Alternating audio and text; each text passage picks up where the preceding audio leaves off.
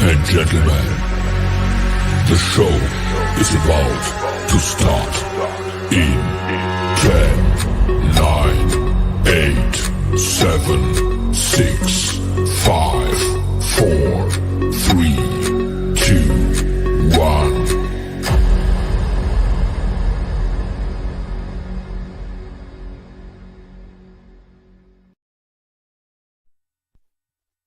In a world full of idiots, two men stand out among the rest.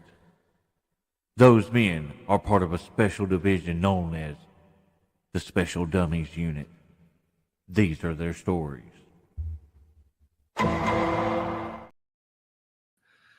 Oh my goodness, here we go again.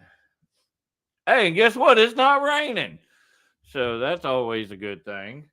So let's see. Let's go ahead and get here. Pop this weirdo on here. What's up, everybody? You have nothing to say? Anyway, let's bring on somebody that actually half-ass knows what he's talking about and will actually speak. Here comes the infamous, for some reason, sponsored by Bank, Gary and Tier. What's up, Gary? I don't know. Austin, what's up? How's it going? I just happen to be drinking something that quenches my thirst and actually boosts your libido, whatever that is. What the? Oh my lord, we already got people popping up on here. The salt. Oh, that's Heinzman. What up, you dummy? He's talking to you. You're a dummy. Looking like a Stay Puff Marshmallow Man. Oh my lord! Oh, good start. gracious!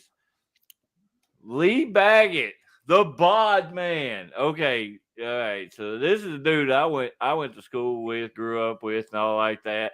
This son of a gun was so hairy he shaved his nipples so he could see them. Okay. What's up, Mark? When he put on a tank top, it looked like afros on his shoulders. So the greatest thing though, the reason we call him the bod man, Lee, don't get mad at me for telling this story.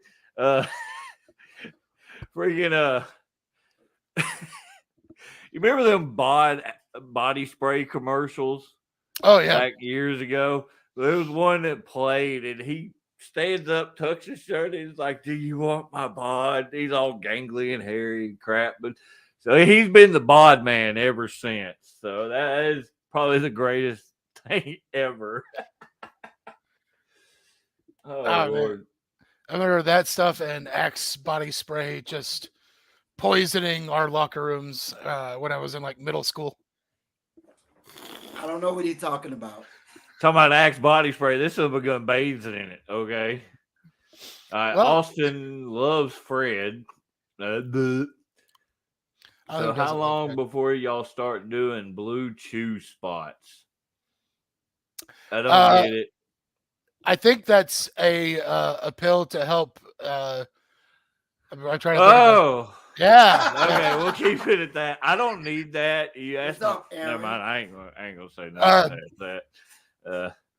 Hey, KT, you got Austin, got Mark McGee. There's Heinzman want me to choke slam Fred as always. I told you it'd break the floor. Aaron's in the house. Here's Lee again with some funny stuff. Freaking right here. Yeah. So dummies.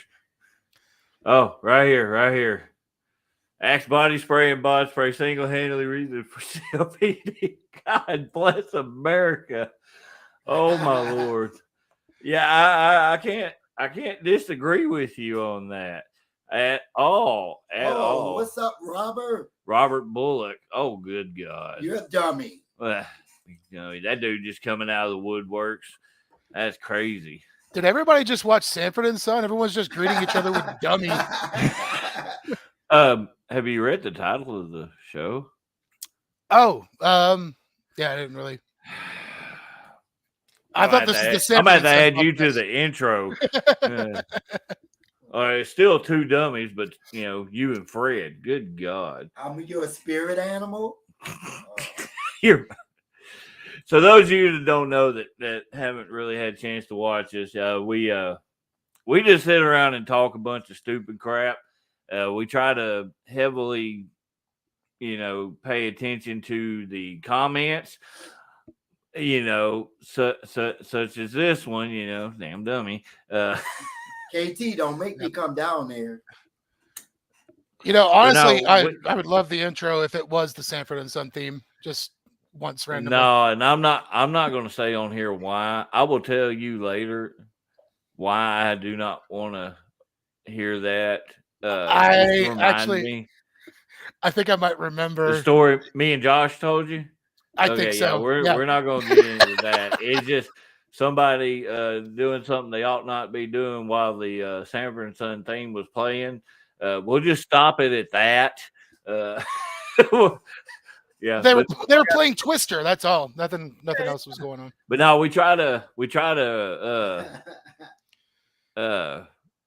keep why do we get an angry react? An angry react. Yeah, Christopher Ron. For some reason, gave Hey! I do not remind nobody of Lamont. Be quiet. Maybe it's because I'm wild and angry. Lamont. Oh, here we go. Wow. But no, like I said, we try to deal with the comments quite a bit. We've got them coming. I apologize. If we don't get to everybody because we are streaming multiple places on Facebook, multiple channels on YouTube, and on Twitch of all places. Thank you, I don't Robert. really know that. To the hungry masses. That's exactly. That's what I was afraid of. Yeah. Tears number 2. Yeah, behind me. I'm greatness. Fred James, what makes this show great. Everybody keeps saying that. And he don't say nothing. He just sits over there. Charisma is charisma. Will, no. Absolutely not. Total Action Championship.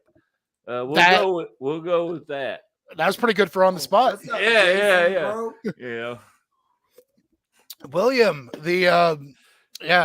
total Arkansas combatants. So I've got to say this about William Blackwell. Guy doesn't know how to work. I don't know. I don't get it. I don't know what his deal is. I know submissions. Yeah, I don't get it. I don't know. Right here. If Fred had entrance music, what would it be? Oh, he Fred, has. Go ahead. Yeah. Go ahead. Go ahead. You know it. You got to do it. I'm the man. That's all you're going to get. Will, no.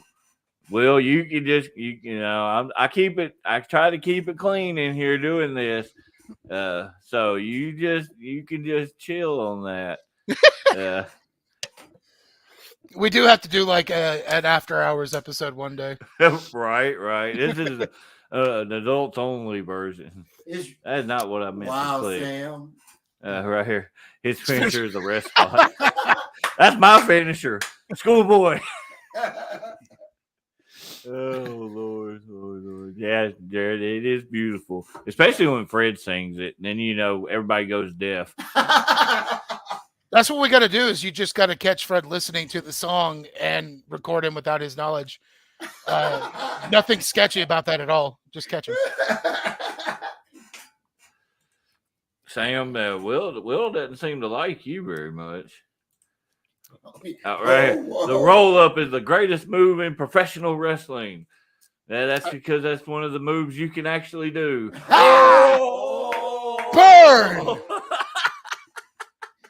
I can't say anything to that end. The thing is, I do know lots of moves, but in a match, I remember 3 of them, and the rest of it's just yelling and punching. Right. Just punches and kicks, using illegal objects. I'm great at that. Wrong one.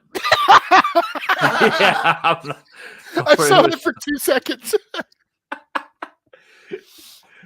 Oh, right here. the bathroom break would be a good name for Fincher, only if you're in Tuckerman.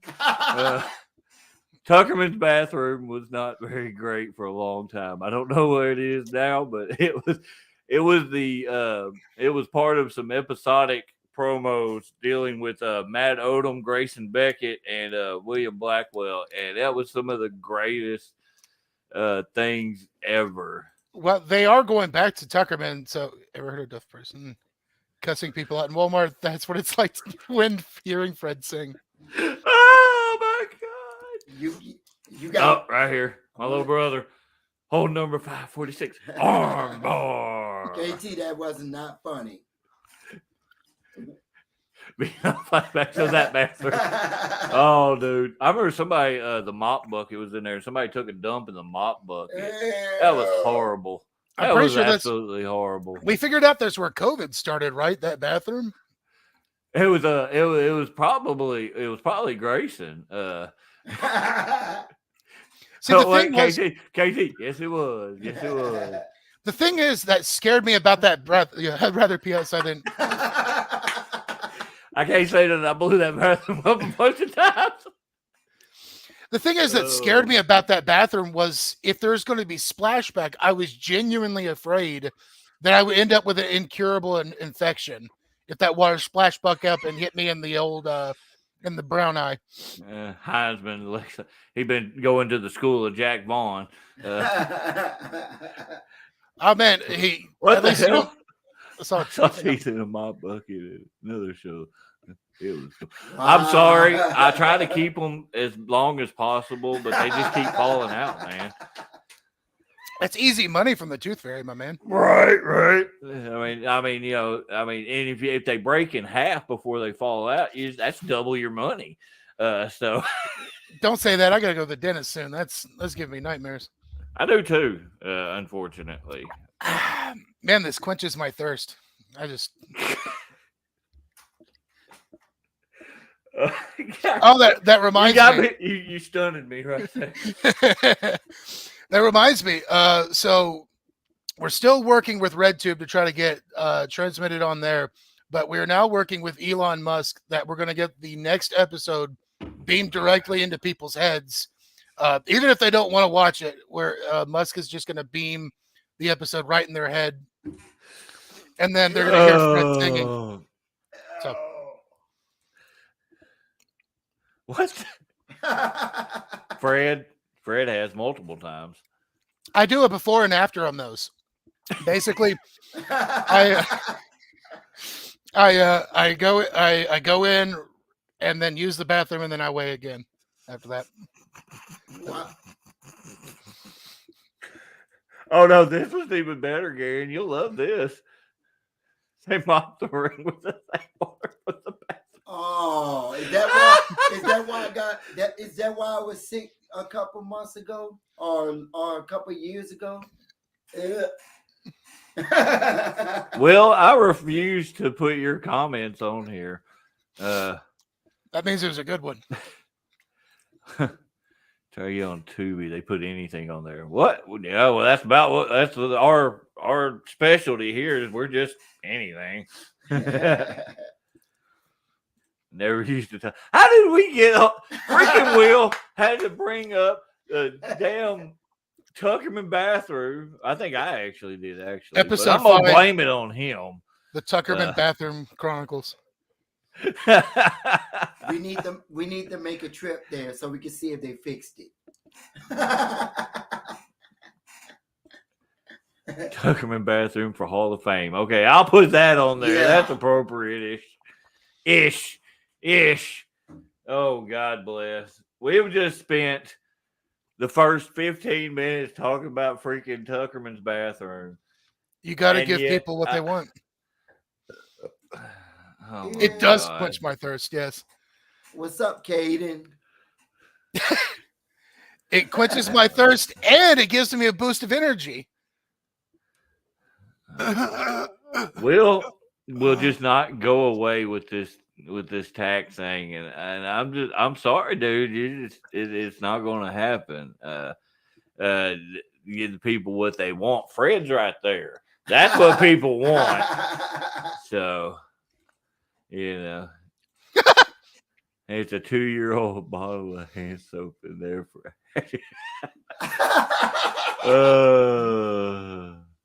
Streamline wait, for the what? Tucker. Oh, that would actually kill us. I'm pretty sure. Oh my god! Oh. That'd be like streaming from a haunted No. house. No, Which, Fred if for we president, we're doomed. we got to Yeah. find a We don't haunted talk house. politics on here, Yes. so we don't do politics. So There's a really bad corn song that has that in the chorus. Moving on. What? There's a corn song called Politics, and that's Oh. it's the chorus. There's like, I don't want to talk about politics, and that's my Jonathan Davis impression.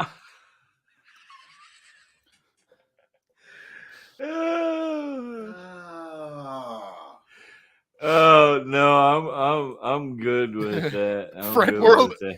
Yes. I think that would work actually. Oh, right here. We don't talk politics unless we vote for Paul Stevens. Paul Stevens is the man. Paul Stevens one time used the Tuckerman bathroom and didn't get a venereal disease. So I'm proud of him. That's a good one on the fly. Oh, Lord have mercy. I was just thinking about we should show the video where Mr. Toomer came up with Wild and Angry, and then I realized there's probably lots of inappropriate language on that particular video. Knowing you, probably. Not for me, not at least on that one particular. Oh yeah, I remember that. His like documentary thing. Yeah. That would be. I mean, if we're going to show something, we're just going to show this right here.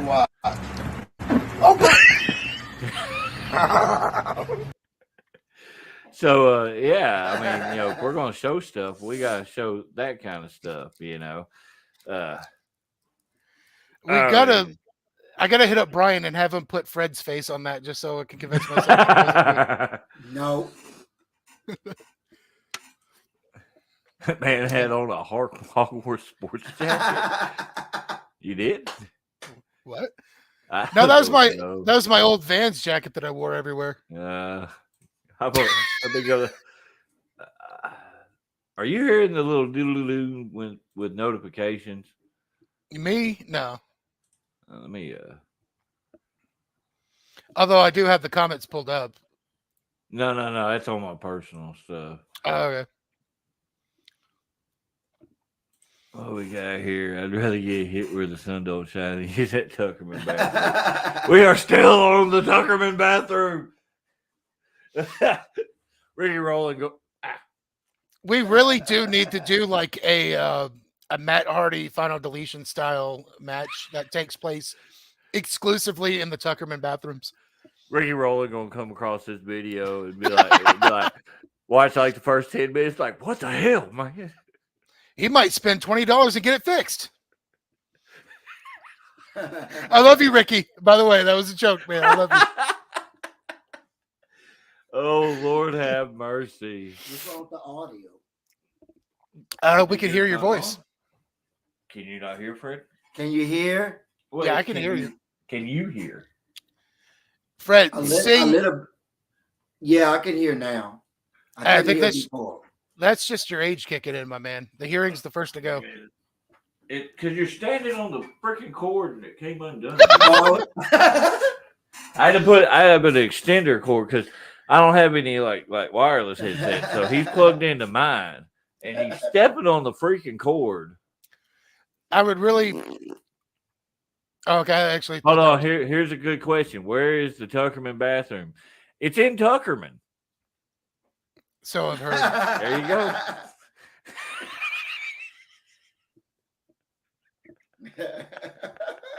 I'm a dick. It's at ASWF and whatnot.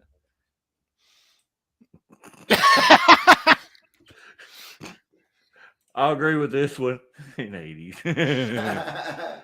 Oh, Mark wants to hear Fred say something with some bass in his voice. Shut up, Mark. Oh, good Lord have mercy. This has been interesting already. We spent 20 minutes talking about bathroom. The king of- Heisman, I ain't even. No, I'm not putting your comment up there. Okay. Well, I'll do it. You know, the king. No, absolutely not. And for Okay. those who don't know who that is, good. Oh. Now I'm convinced that Brian is on Will's account. I'm almost. Yeah, I'm kind of thinking that as well. You know. Will wants a duet about the Tuckerman bathroom. I don't think anybody wants that. This isn't Whose Line Is It Anyway? Yeah, because Fred sucks at that. Like we used to play the King's Cup thingamajigger, and shut up, don't make fun while I talk. And one of the things was rhyme time, so you had to go in a circle and rhyme. And whoever messed up the rhyme first had to drink. Guess who always screwed it up? What?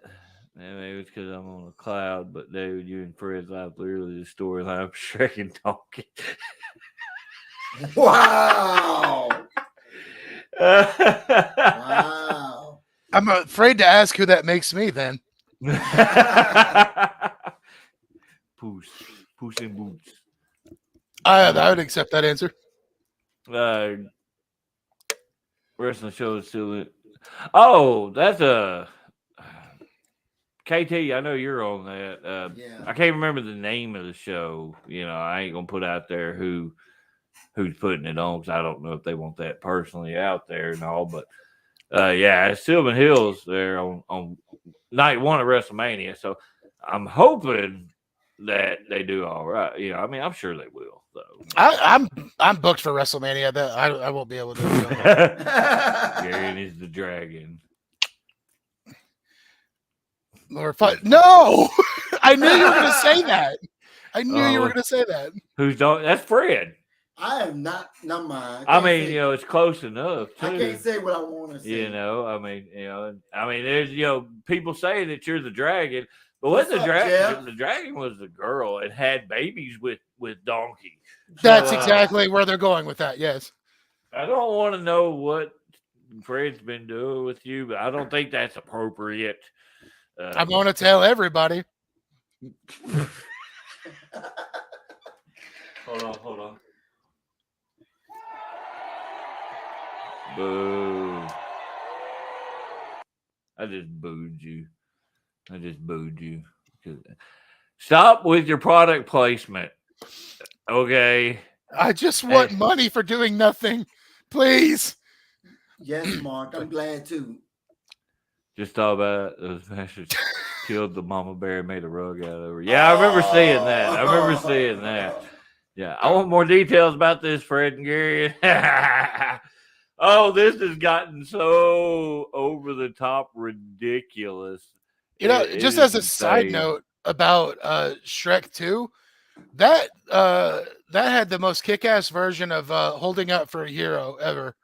I just thought I'd mention that. It's a really good version of that song, and I like that song, and I don't care who knows about it. I don't remember. I don't remember what I ate for lunch earlier. So no, it's that song. Yeah, see, I'm not 100% sure that isn't Brian in disguise. Yeah, no, it's probably Will with a little bit of alleviation going on. So in other words, it's Will. I love you, Will. That was a joke. No, yeah, he hasn't told Fred to take his shirt off yet. There you go. So obviously, it's not Brian. It can't be Brian if he hadn't said, "Take your shirt off, Fred." Which we will do once we hit 1,000 concurrent viewers. Fred will go shirtless. There you go. Somebody can clip that. Well, I said you will forever be Shrek to her, Gary. And what that is crap. That is one of the I've been called Shrek, Mr. Clean, Bulldog, but that's not really an insult. Or this midway. Right. I mean, it. Come on now. I mean, we are here. I am just happy that it's not raining, so I don't mean, have to have my denoise button on, and it screws up my microphone. I mean, So- if you guys really want to know what's going down, you can't, you know. Yeah. Okay, we'll bring you back. I was just saying, this is the real news. We'll tell you what's really going on in the world. I was very nervous about what you were going to say. I know how to behave. You see the little knowing look I threw at when I said I was that? waiting for another product placement. Brought to you by Starburst. They give you cavities. Get Starburst now. If you 10% off if you tell them that Garion sent you. Starburst. you got to have teeth to have get cavities. So I can't even eat them damn things. So I'm on my way. Zero sugar, A&W. Boo. All right, brought to you by A&W. Austin, stop being weird, Austin. Oh my God, let's see. Gary, Hold tell us on. about M&Ms. You know, the thing about M&Ms is they make your breath smell like a butthole's exhale. So there's that. You too, Caden. I just what what? Mesothelioma. I think he just wanted to hear you say that word. Mesothelioma. That's how it sounds. I mean, I think that's what he just wanted to hear you say. I would hear about mesothelioma right before the commercials about head on apply directly to the forehead. That made me feel old. And we have arrived to the body functions portion of the show. We have arrived to our first little, I'll say, advertisement type thingy. I'm gonna play my little thing we put together for the Vino show.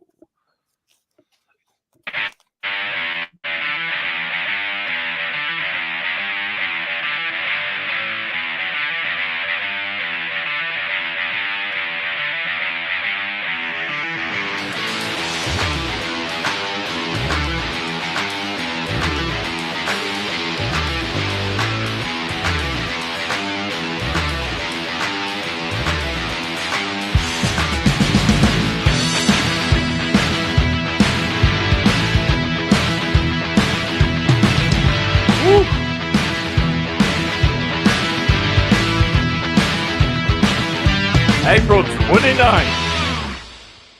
Yep, there was my little voiceover with it.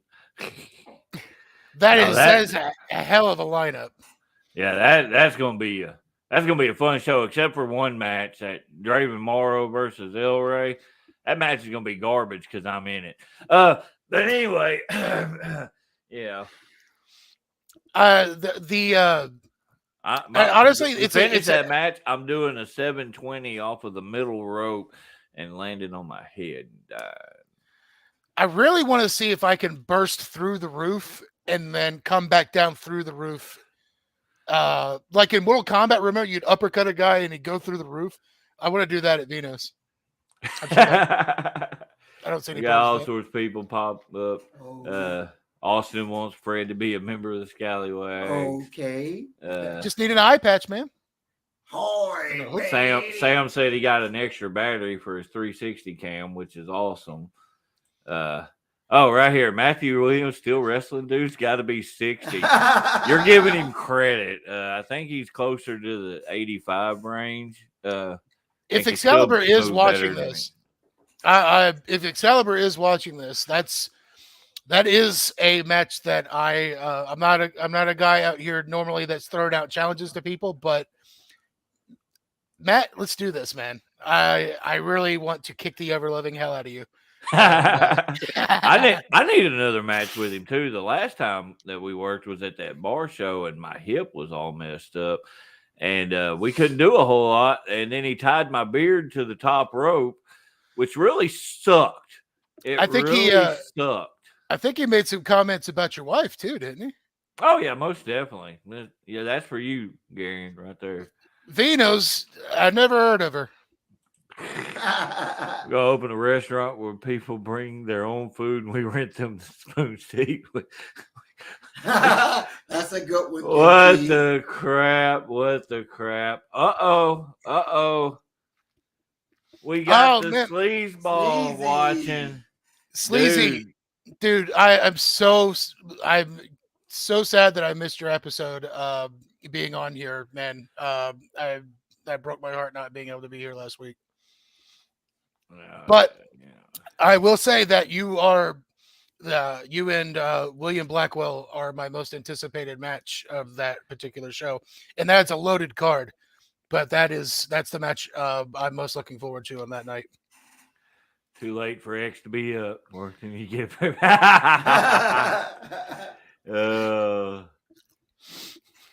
want to see a table match, but it's an IKEA table, and the wrestlers have to put it together. What the crap? Oh my lord!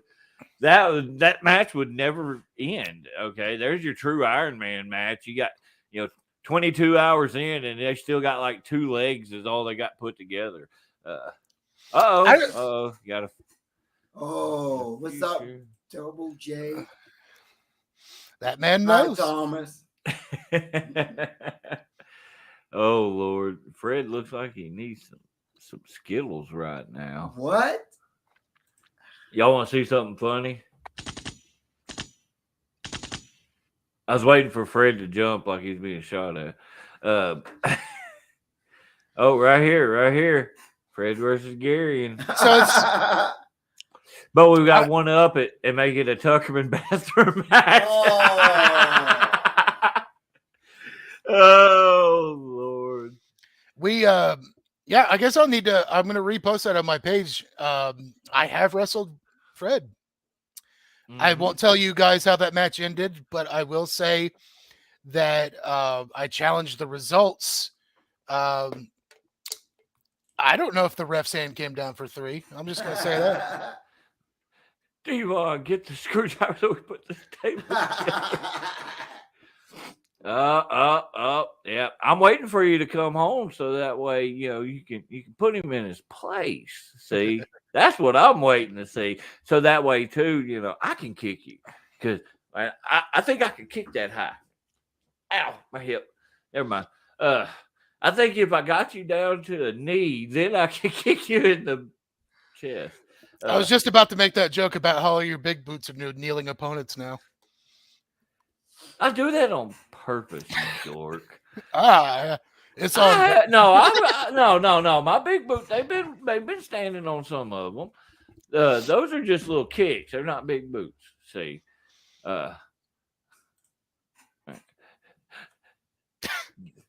what kind of let's pole? do it. What kind of pole? Oh, May 13th. Wait, connection. Is it? Yeah. Is it May 13th, like the Evil Kane day? Oh, that's May 19th. Yo. Never mind. Eric is trying to mess with Fred. You'll float too. Yeah, Fred don't like clowns at all. So people remember that. All right, I'm telling you right now, remember that. Have you seen Terrifier, Fred? I seen the first one. Yeah, we hadn't had a chance to watch the second one yet. It's solid. Yeah, I thought it was good. I feel like the third act went on a bit long, but no, Caden. I don't even have to read that one off. I could put it out there. Slight That's a change pretty in good subject, just because I had recently watched a bunch of horror movies. You gotten a chance to see Skinamarink yet? Say what? So I didn't know if you had gotten to hear about it or not. Skinamarink. It was a horror movie that came out like very end or beginning of this year, end of last year. If you got Shudder, it's on that right now. But I was about to say it's a movie not for everybody, but that's silly. Nothing's for everybody. But it's like a weird experimental film of like, it's essentially somebody's attempt at bringing like their childhood nightmares to screen. I don't know. I big recommend on my part. I just thought I'd throw that out there for anybody that hasn't seen it. Hmm. The comments are just flowing, my man. Yeah, I am not Uncle Howdy.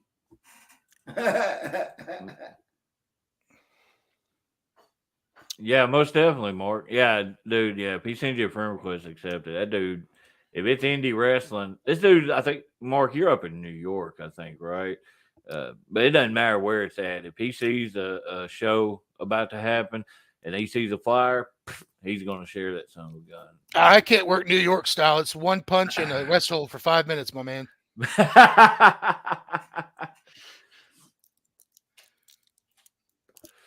got I saw it 1990, first time Black and White TV next to Greeley. So what? Wait, did I miss something? I think he's saying it, the one that came out in 1990.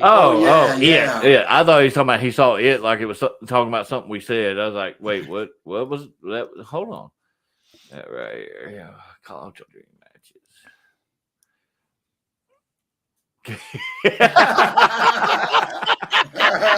Oh God, That was good. KT. Woo! Oh, man. You can't even make jokes like that, dude. You work some pretty good names, so yeah. Dude, I was so afraid to even talk to Gangrel. Like I don't know what I would do if I actually ended up in a match with somebody that was like, you know, on a bigger stage. Like I did. You would have to ask. Like I try to remember. I was talking, I think, to Will and Matt Odom the whole like for the first like 30 minutes that Gangrel was there. I was like, man, I don't. Do you think Gangrel will like me? I don't know what to say to him. Like that the whole time. Like I first time I really was starstruck, honestly. Dude, no, yeah, I don't. I wouldn't know what to do with myself. Bazinga. Told you he's a nerd. Erica, you know he can see the camera and see what's behind him. You know, he can see what you see right here. So, you know, so that's kind of weird. Yeah, he was awesome. Oh, yeah, he was definitely awesome. Super nice. It's interesting because like I don't think like gimmick wise like it's necessarily like it would be like a dream match for anybody, but like style wise, I think I would mesh with Gangrel quite well. Oh yeah, he was easy. I wish I would have been in a little bit better shape and not got overheated the way I did. Well, that was the thing. I was in maybe the best shape of my career for the match that I had there, and the air just got sucked out of me. It was so humid because like I knew I was gonna go a while with Alexander Gold, and I knew how he works. So I was like, I gotta be in shape, and it's just I was sweating like 4 minutes in. KT admitting he's a blurred. A blurred. I am from the projects. I don't know where I was going with that. I did live in the projects for a minute though.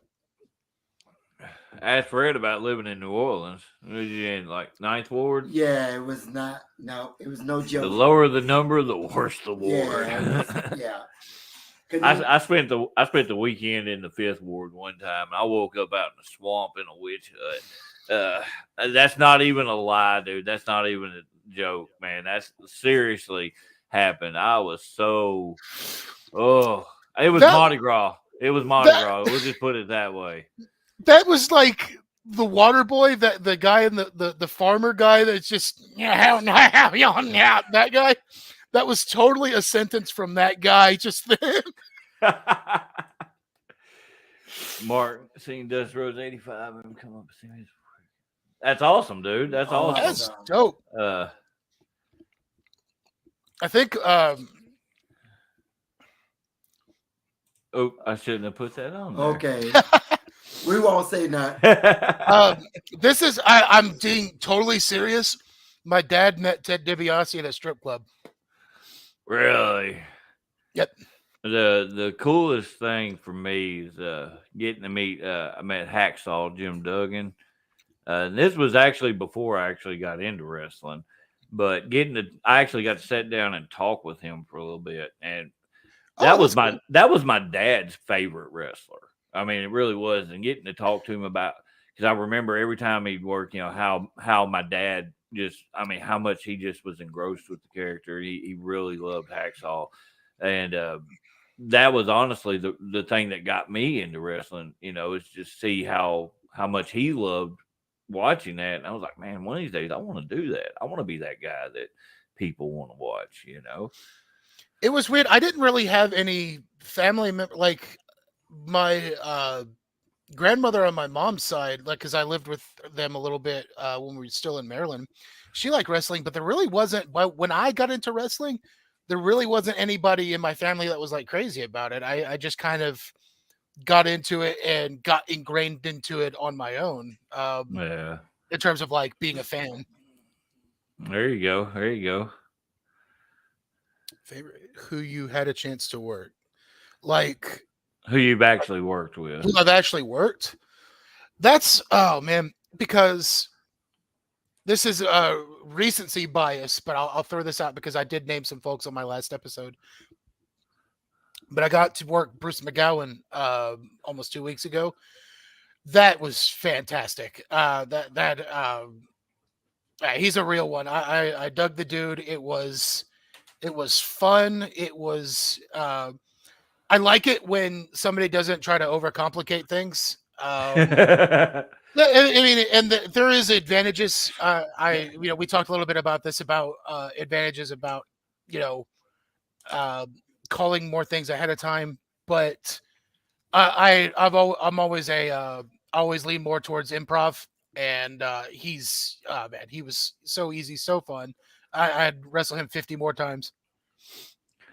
Well, like me, definitely the Gangrel match was a huge deal for me and like a very large milestone for me.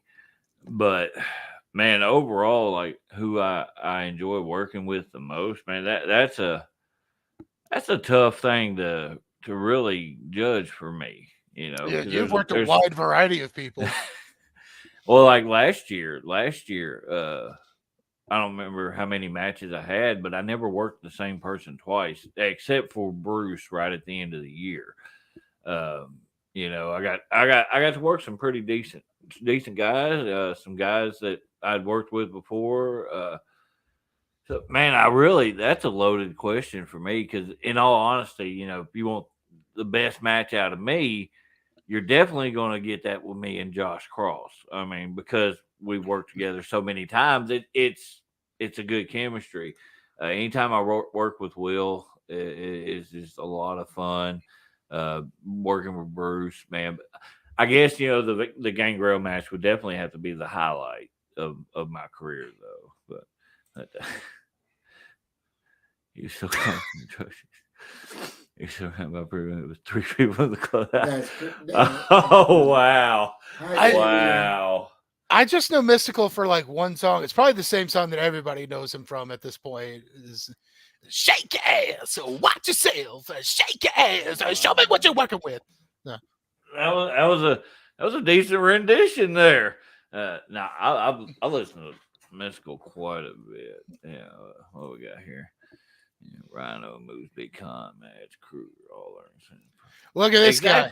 Look at this guy. Yeah. Look at this guy. Look at all these. Look at all these people I worked on. What's the term? Humble brag. Humble brag. No, I'm just picking. I'd do it too. I'd do it too. Dude, be proud. Be proud of what you've done and what you've accomplished. Very much so. Out of those guys, I would totally like. I think stylistically, I would mesh with.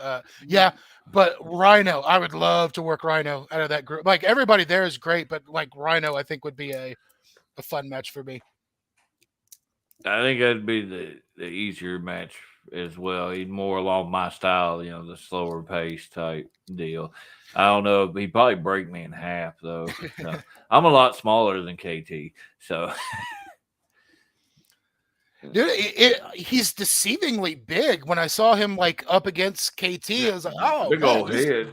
Yeah, bigger than I realized. Like he's almost like, if I were a beefier boy, I feel like I would almost be built like Rhino. If y'all could sit down and have a conversation about wrestling with any living legend or past, who would it be? That's from Mark. Yeah, answer. Go, Um, go. So I would be selfish, honestly, with the opportunity because I would want to try to pick the brain and learn the most.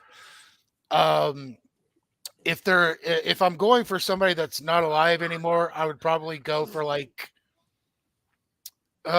maybe Eddie Guerrero.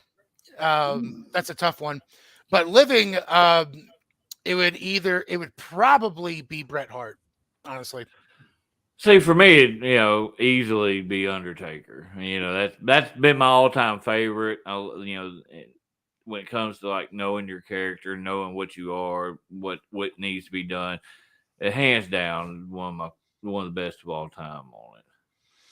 Mine's would be Sting. Nobody cares. I bet. I know. I was there. I was there in the crowd when that match happened. Beautiful Bobby. Oh, yeah. Good answer. Good answer. That's a good one. I have a weird answer. I don't want to talk to you. I don't want to sit and talk about. Oh, most definitely. That's a good one. Definitely. Even if you were, not a manager, he would be a wealth of knowledge. Oh yeah, I would give half a rapper to pick the brain to New Jack. With all the he just gigged for you, and half of it would be hanging out. Let's see. Oh, well, Caden said his would be Fred. Why? The legend. Flair living, Andre not living. Oh yeah. Dude, watching the biography thing that the recent Flair one that they did. Have you watched that yet? Peacock? No, not that one. No. Oh, dude. I mean, knowing like you've heard the term imposter syndrome. Well, dude, like if you just listen to him, man, it's big time for him. He doesn't seem like he feels like he deserves the recognition he gets until he gets into character, of course. Yeah. But it's just crazy, It's really worth a watch. Mick Foley, all time favorite. Kurt Angle, Jake Snake. Jake Snake, Mick Foley. All three of those are really good. Yeah. Jake Snake was one of my all-time favorites. Definitely. Paul Heyman. Oh yeah. Dude, Paul Heyman could read the dictionary and I would be enthralled the entire time. So I did not realize how long Heyman's been around, but when they announced Andy Kaufman for the Hall of Fame, some people had posted pictures of Paul Heyman talking to Andy Kaufman while Kaufman was still in the neck brace. Like, dude's been around since the biggest angle in professional wrestling ever. Oh yeah, and it's insane, to think that something like that just shows you back in the day, Memphis was a hotbed for any stars coming up, and like without like national TV to an extent. I don't mean at all, but to an extent, like. Today, with the internet and everything like that, if something going on, anything can get spread out there quick and be known what's going on. But for, pre-internet days and stuff like that, the way that thing caught on, man, it's just insane to see. The whole territory days is just incredibly fascinating to me. I could watch documentaries for days about what it was like at that time, because you were basically... because of the limited reach of like broadcasts and stuff, you'd go to different territories and it was like a completely different universe. And so that's why, like, when people did travel to different territories, it was a really big deal, because that was like, the first version of opening the forbidden door, for lack of a better term. Right. So before we move on, we're going to play another little clip here. July 1st in Little Rock. I like your comment, Heisman and Aaron. I was freaking talking, dude. Anyway, July 1st in Little Rock. Battle of the Catalina Wine Mixer, Part 3.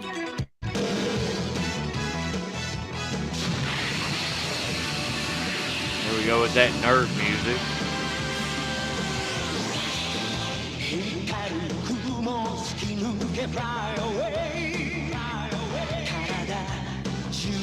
Sleazy! Got him. Hey, that guy looks familiar.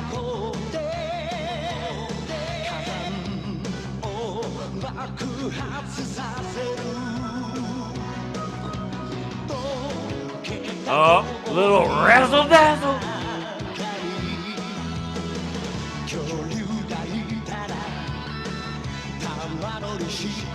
That's a whole lot of meat right there hitting the mat. God, I wish I could just do a force that. Oh, the man!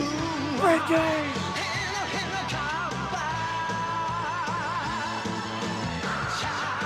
I still love that.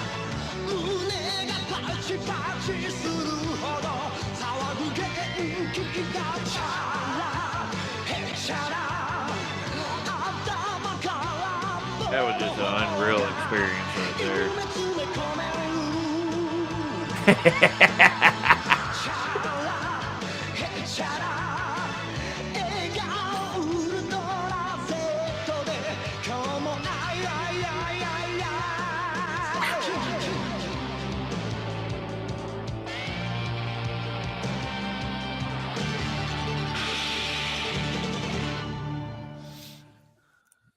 So there is our little spot for the wine mixer. Definitely going to be a fun show this year. Nothing's been announced yet. I'm pretty sure on it. We're gonna have Goku on the show. I'm gonna wrestle Goku. Goku? You're gonna wrestle Gilbert. Hey, hold on just a second. Let's see. Give me just a second, guys. Y'all, Gary, you talk. Okay, so I want to tell you guys about a very interesting opportunity that everybody has here now. So if you send this show $10,000 made out, preferably in a big bag with a money sign on it, and then you could just write my name on it. You could get tiers #1. That'll work. Send that to me. Yeah, just bring it up to my house. It's fine. I'll send you the address. I don't think there's anything sketchy about that. Send me the money, and I will name I'll name a move after you. How about that? Yes, book it. $10,000, you get one move. No, if they put in $10,000, they better get somebody. They better get somebody big name. Is there a bigger name than Gary and Tier? It's actually pretty short. I mean, your last name's only 3 letters. They better get somebody like Mick Foley or somebody for $10,000. Wasn't that that was like Undertaker's asking price, wasn't it? Like 10,000 or something like that. That'll be cool. I'm jealous like that. I'm jealous because David got to meet him. I'm jealous. Who? That you got to meet the Undertaker. I didn't get to meet him. I was at a show. I was at a show he was on. I didn't actually physically meet him, dude. No, if he met the Undertaker, we would still be hearing about it, my man. Like, oh yeah, dude. Like that'd be my profile picture forever. It's just me and Taker. You got to do the Fred pose. If you meet the Undertaker, you got to do the. Oh, the Fred. Yeah, everybody, Fred pose right now. Fred pose.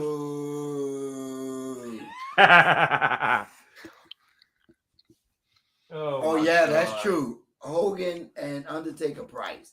That is so true. Hey, Austin, right here. This is the moniker I have taken up recently, the Arkantaker. I did a show down in Texarkana, and it ended up being like a big 5-way match. And somebody out of Texas was there and was streaming it live to, people out in Texas.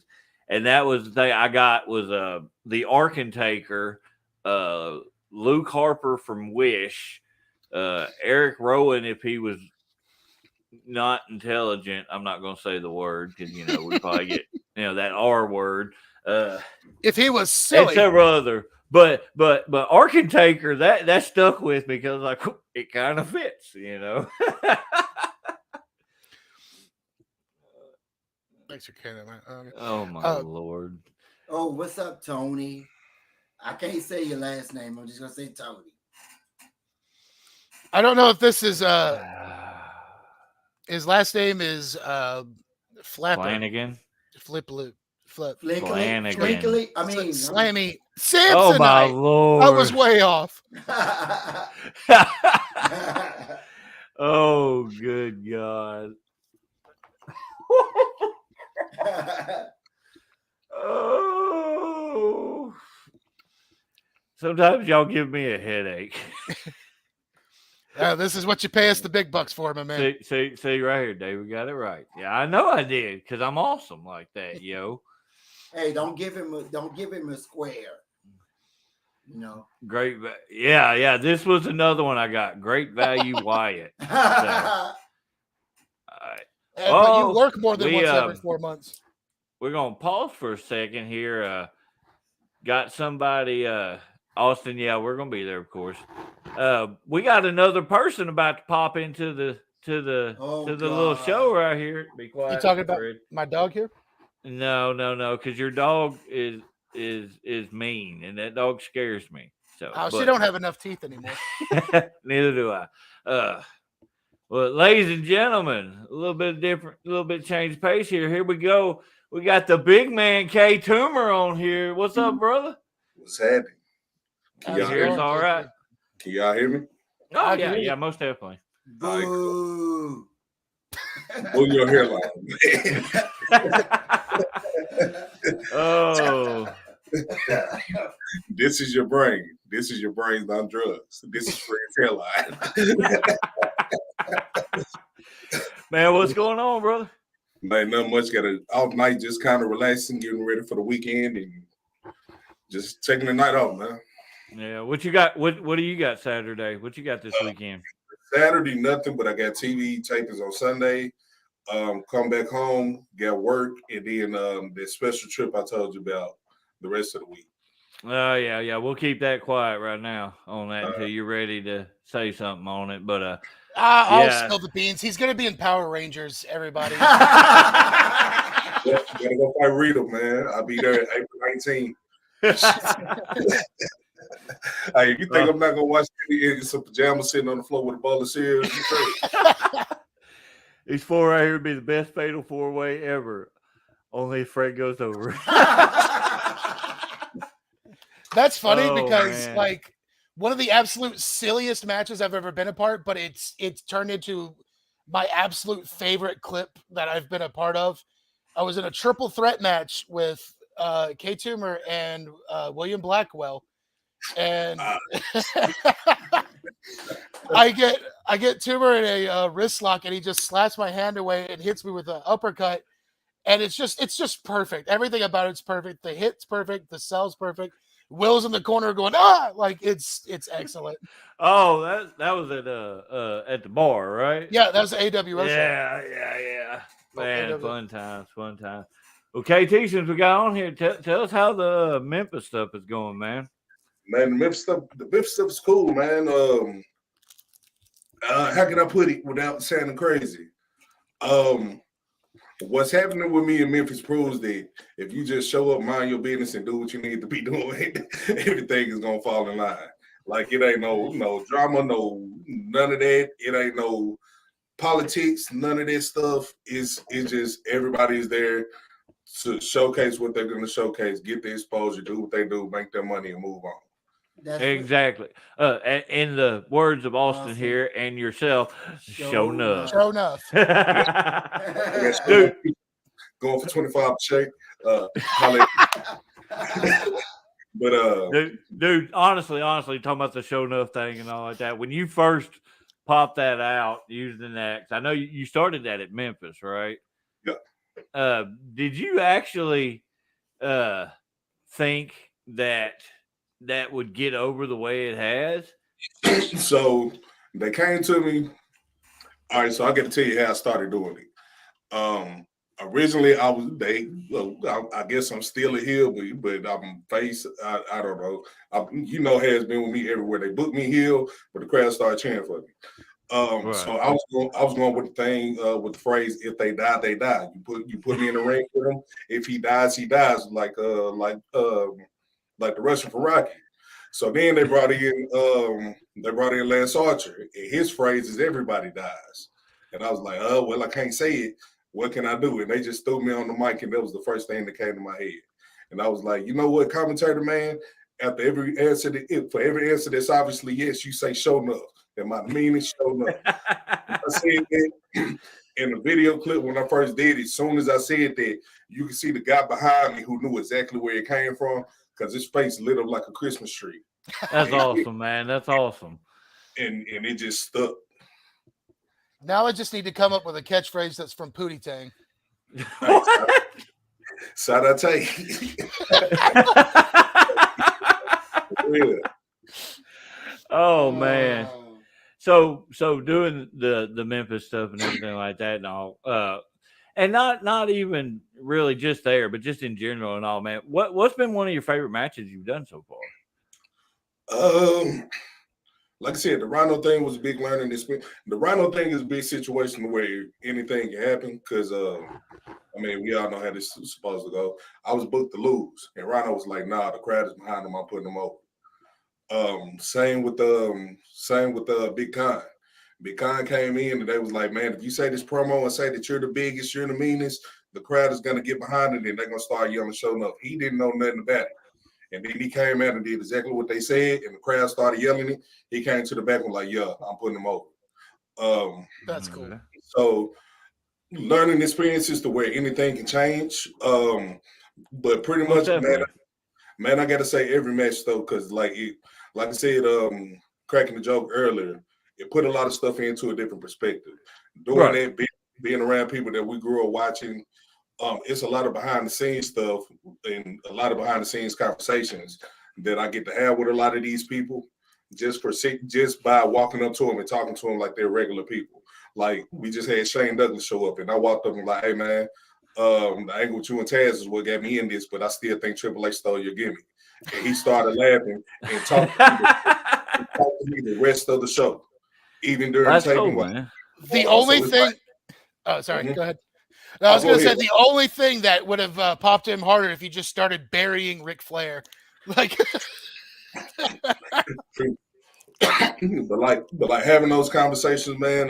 As weird as it sounds, I got to meet my future baby mama, Mickey James. Hey, watch that. Yeah, Fred is obsessed with Mickey James. Hey, man, understandably. I'm jealous you got to meet her before I did. Hey, she got me through middle school, man. But but yeah, man, like the whole experience has been dope. And like I said, man, it put a lot of stuff into a different experience, getting to move around, getting to travel. Nothing against anything here in Arkansas, but if you're wrestling, you get the chance to move around and travel, do it because you get to see things from a different perspective. But sometimes it's good to travel without the intention of getting booked. Go travel, see a different show, and just sit in the audience and watch. Because that's to me, that's one of my favorite things to do is just show up at a show and sit in the crowd and just sit back and watch. Because you get to compare what you're doing, what people on the show that you're working doing to others who are proficient in what they're doing on their show and for showcasing their storylines that they're putting over. And right. It helps you elevate the game. I think a problem with a lot of stuff is we work the same area for so long to where we kind of, I don't want to say get stagnant, but it's almost, hey, get comfortable. You're overly comfortable. Anyway. Exactly. And I did a little stint where, I tried to travel around a little bit and all like that. And personally, I came into, I came in wrestling a little bit, older than most. Mm-hmm. And I was just like, man, that, the traveling thing ain't for me. I'm just going to, enjoy what I'm doing, and just try to have fun, and that's my whole goal and everything. Continue to try to do what I'm doing and have fun while I'm doing it. Not have to worry about no drama, no bull, no nothing like that. And that's my goal. And I'm not above uh, moving to a different location to not have to deal with that kind of stuff. Yeah. I mean, sometimes you got to. I mean, I'm not gonna go into details, but y'all know the story. I was put in a situation where I had to move around. Right, right. Like certain situations was out of my control, and I'm real big on not opening certain doors when they're slamming in your face for no reason. So I had to move around, and I'm not gonna say it's all peaches and roses and rainbows everywhere, because you got some places where you go and you had that hometown veteran that's been there 30 years who don't want to work here and say, kid, we just gonna call him in the ring and y'all get out there and nothing happens. Like, you're gonna run into those, but like the whole experience has been like a big learning experience, to where when I'm done in the ring, or when it's finally time for me to hang it up, I can pass on what I've learned, my experiences, my mistakes, what worked for me. I can pass that on to somebody else. Right, right, and that's all I've tried to do. Like, I mean, I ain't been doing this super long myself either, nothing like that. But if I can, help somebody in their, like I've always said, if I can be a footnote in somebody's story of success, man, I'm happy. I'm happy. Anyway, PJ's and I'm forehand. happy. I was just going to mention the PJ forehand. You really should put one of his comments up. That's a smart customer right there. Yeah. Here's number one. No, you're not. Put me You over. suck. Oh, Lord have mercy. But yeah, man, that combined. But today's media stream will make it easy to be compared to premium. Oh yeah, most definitely. I mean, yeah, it's easy to do a comparison thing, but I mean, and like I know you know KT just as I do. Just what works here ain't gonna work like say Georgia or Illinois or New York or something like that. So getting to travel and learn different styles, that's definitely is what helps you grow in the ring, out of the ring, as a person in general. But this the weird thing about moving around and traveling, though, because it's gonna contradict itself what I'm about to say, but it's the truth. Find out what works for you, but this is the thing: what works for you ain't special, because it's 1,000 other people who do the exact same thing that you do. Like, yep. Now I can talk about this. Like last weekend, I spent the whole weekend with should I say that? It is what it is. I spent the whole weekend with Gabe Sapolsky, Friday, Saturday, and Sunday. Yeah. You did the seminar and whatnot. Yeah, so we did the seminar. He ended up trekking with us to the Comic-Con show to watch us, and then he came and did our TV tapings and watched, critiqued everything, peeped at a few things he did like, a few things he didn't like, and he gave us all honest and solid feedback. And one big thing that he was going on about was, yes, it's all about exposure, but don't get too comfortable thinking that what you're doing is something special. I'm not the only fat guy that's doing mixed martial arts. Right? It's 1,000 Bray Wyatts on the circuit. It's 1,000 technical workers on the circuit. It's 1,000 guys that throw suplexes and want to do Japanese strong style when they really don't know what it is. But if you can get in the ring, and execute it to a way to where the crowd is not only following you but fully understanding what you're doing, that's what's going to make you stand out. Most definitely. I feel like with just the level of exposure and kind of what Mark brought up with the modern layout of media, there are thousands of great wrestlers out there right now. Mm-hmm. So what you have to do to set yourself apart, you're going to have to try a little bit harder. But it was like you were mentioning, also just, you're going to have to change things up for different audiences anyway. But that's, since you're here, I just bring up that fact that you've brought in, what you've done is that you brought in a skill set that you acquired before you got into wrestling. Yeah. And you've used that to your advantage. You've taken advantage of the current media landscape, and that's what you've done too, besides the work that you've put into the ring, obviously. But you promote yourself more than anybody else, your ability to edit and everything else. That's gold, man. And you've shown how hard you can work and everything. Yeah, but in all honesty, though, what I'm doing, anybody else could be doing. Only I had a conversation with D Mike. like, y'all can speak about this. Had a conversation with B Mike, and I was telling him, man, and I'm gonna tell y'all this because soon I'm gonna get ready to start deleting certain things. But the old footage from when I first showed up, even though that footage is like 3, 4, going on 5 years old, that footage is new to somebody else. Take that old footage, repurpose it, post it, post. Like, that's where most of the engagement and most of the bookings are coming from. I'm not in Illinois, but I can get booked in Illinois right now. Right. Facebook posts. Man, take that footage and post it. Anybody can be doing anything that I'm doing. If you don't want to travel on your own, get you up a group of guys, find a show and go. We all do that on a regular basis. That's how you ended up out in Georgia for a little while. Yep. Was doing it that way. Mm-hmm. But also, if you're going somewhere and you notice things aren't really working for you, or you notice you're not really fitting in, don't feel stifled by saying, "Oh, this is the only company that's going to book me." Start moving around, because sometimes your place ain't with a certain group of people, or it's not with a certain company, or maybe you don't fit in with what a certain company wants, or what a certain promoter deems is what he wants to present for the crowd that he's putting out. Like 1,000 people told me when I started, "Oh man, you fat, blah blah blah. You shouldn't be jumping and coming off your feet and all this other type of stuff." But that's what's working for me. So well, you've learned a good balance exactly. on that. You know, the knowing when to place those certain things. You know, and that to me is the most important, is knowing where to place certain things in a match. You know, and you learned that very well. I mean, extremely well. You know.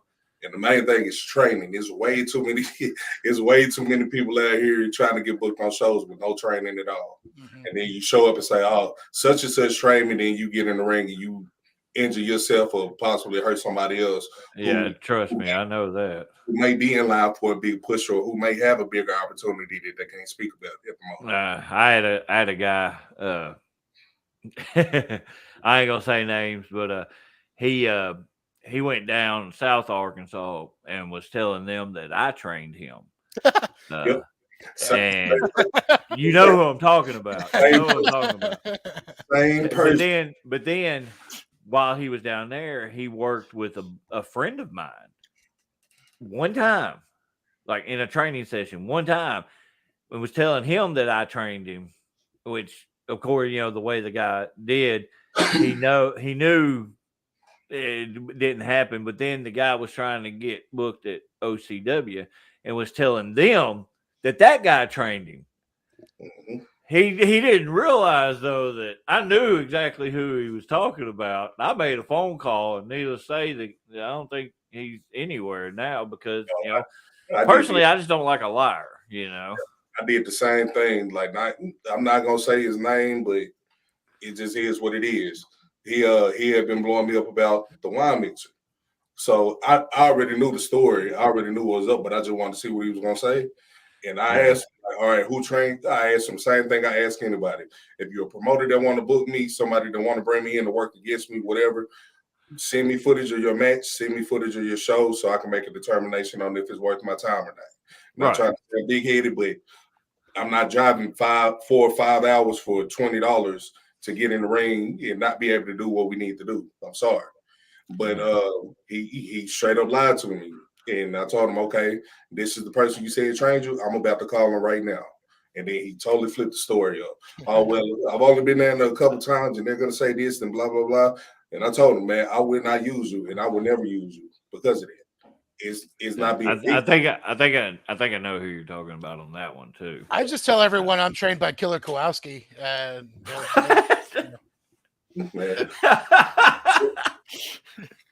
oh, you know that can be checked, right? Is he still alive? I don't. Somebody would know. You could say Hogan trained him and gave you his boots. Oh my God. So yeah, but now, man. My headphone back on. So the moral of the story is, don't be a lie, man. Just tell the truth. But nah, man. Basically, treat it like a business. Protect yourself and keep it moving, man. Like, a lot of stuff is. I ain't gonna say a lot of stuff is done incorrectly, because different areas have different rules of of what happens and everything, but like be respectful. At least if you don't know what business is, at least be respectful. Like Yeah. I had a guy. Definitely. I had a guy I almost had to beat up at another show because we got in the match. He didn't know what he was doing. We rolled to the outside. I looked up, told the ref count to 10, ended the match because it was unsafe. He got to the back and wanted to fight because I told him, hey, man, you need more experience. You know I like to throw people around. And even though I like to think that I'm safe, if I throw a kick, that kick is coming. Yeah. It was unsafe for him. And I would have ended up hurting. We got to the back. He asked me what I thought. I told him you need more experience when you're doing training. Don't work spots, work actual match scenarios. He got mad and wanted to fight. So yeah, that's kind of an issue with like people. If people ask, "What did you think?" they need to be ready to actually hear the truth and not what they just want to Right? hear. yeah, That's what I had certain people that when I do something, I'd go to them specifically because I knew they wasn't going to sugarcoat it. You Mhm. know, you get a lot of these guys, you know, like they'll like, oh yeah, man, it was good, it was good, it was good. No, it wasn't. I know it wasn't. Tell me the truth. You know, tell me what I need to work on, and I still do it to this day. You know, at Hoxley, you know, when I get done, I go to certain people and I'm like, what did you see I need to work on? You know, like primarily Bruce. You know, Bruce is my go-to on a lot of that stuff. You know, because he's been around me since I started. You know.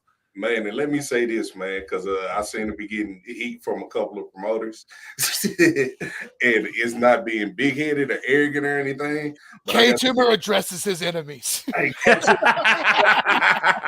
no, like, I really wanted to address it. I could say, hey, I got a story.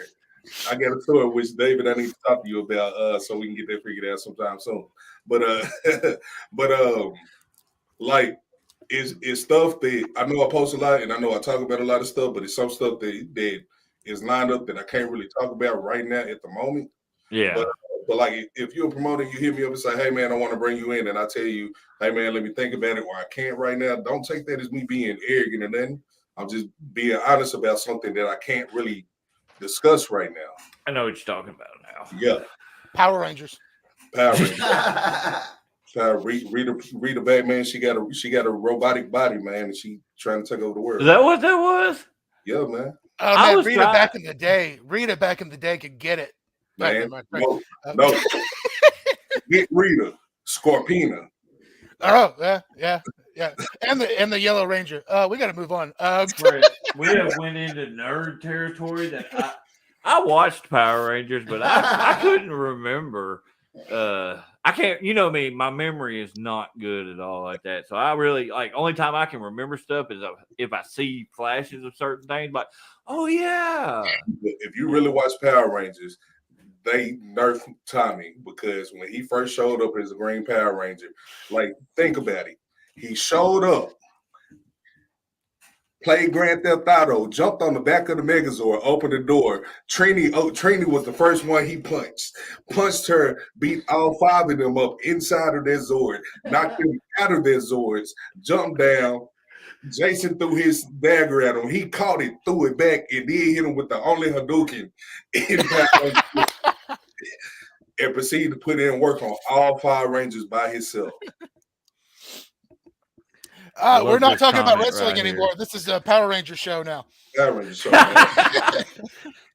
I agree with this completely, though. Yeah. Very much so. Very much so. And y'all guys know for a fact that that's pretty much how I've always done. I try to, the positive reinforcement, but it's more of a, what would you term it, compliment sandwich type thing. There's a way to be honest without taking things back without being a jerk. Yeah. Like KT. I mean, anyway. Hey man, I'm only a jerk when I trust me. I think about this, man. Out of how long y'all been knowing me, you've only seen me mad one time. Right. And despite certain things that did happen and did transpire, I still haven't displayed a display of anger. I had somebody in my face I could have really did damage to. I put my arms in my shirt to keep from doing it and said, "Yeah, man, I'm gonna talk to you later." Oh, I was thinking of something else. No, that too. That was the only time I was. So that's twice. Yeah, that's twice. Yeah, that was the one. That was the one time I was about to do something. We had to call that one dude and that one in the area. But the second time, I was literally face to face with this dude and had to put both my arms in my shirt to keep him hurting him. And that was only because you asked me not to.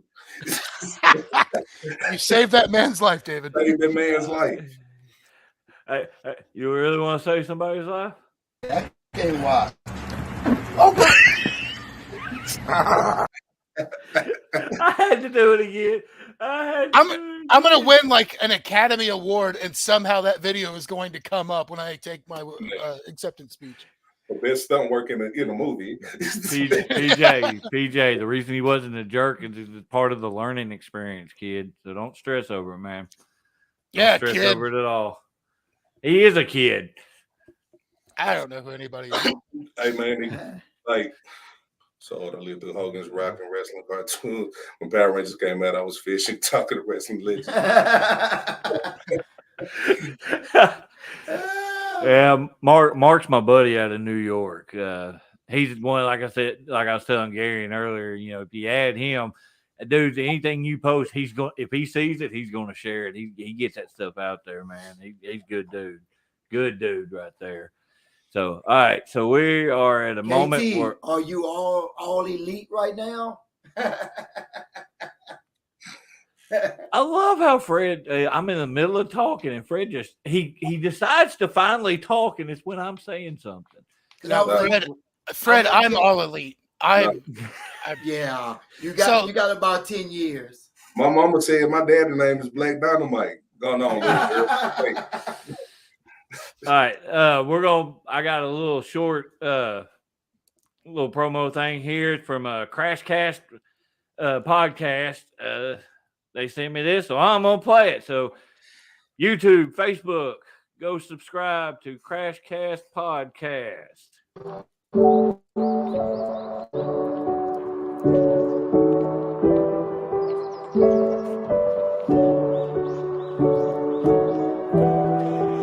Shut up.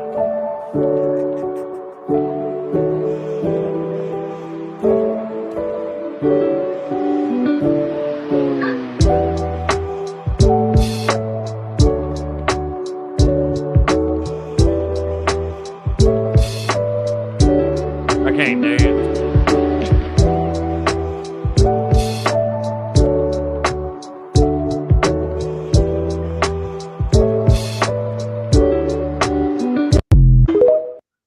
Oh yeah, they're on the TikTok too. It's really good to see that the TikTok. It's really good to see that the Crash Test Dummies are still around and stuff. Yeah, that never happened, Mark. True. Right here. Fred was signed to All Elite. Hey, he's replacing Michael Nakazawa. Frederick. Oh my Lord, have mercy. If KT ever go to AEW, I want to see KT versus I'm not gonna say Kenny Omega. Not yet. Fred always acts like he knows what he's gonna say and then forgets mid-sentence. And he's like, he's got to pick like 3 people because he can't pick just one. That's what happened because all them black people ate all the fried chicken. Okay. Dude, if that was good night, everybody. If that was a PG, if that was a sort of PG version, yeah, I would play that. All right, so when we go to Special Dummies Unit After Dark, for adults only, yeah, I'm playing that clip. We're gonna get kicked off YouTube real fast. KT versus Christian. Book it. I can see Fred's commentary. I tell you right now, I would like to see, and this could legitimately happen because he travels in Texas quite a bit. KT and Shane Taylor. Ooh, I would love to see that. I'm gonna give you a little backstory on it. So I actually had a conversation with Shane Taylor and had the opportunity of bringing him in. This is when we was working for a certain company. I was gonna handle everything. Shane said if we can get it booked somewhere and set up where it's like a storyline thing to where we're calling each other out, I'm game. The promoter told me, you know, man, I don't know who Shane Taylor is. So I don't think I want to do it. Oh. Wow. Yeah. Okay. So I never knew that one. Yeah, so that got messed up. I'm gonna send this to Meltzer right now. Man, I think the opportunity might still be there, but I hadn't talked to him in a while.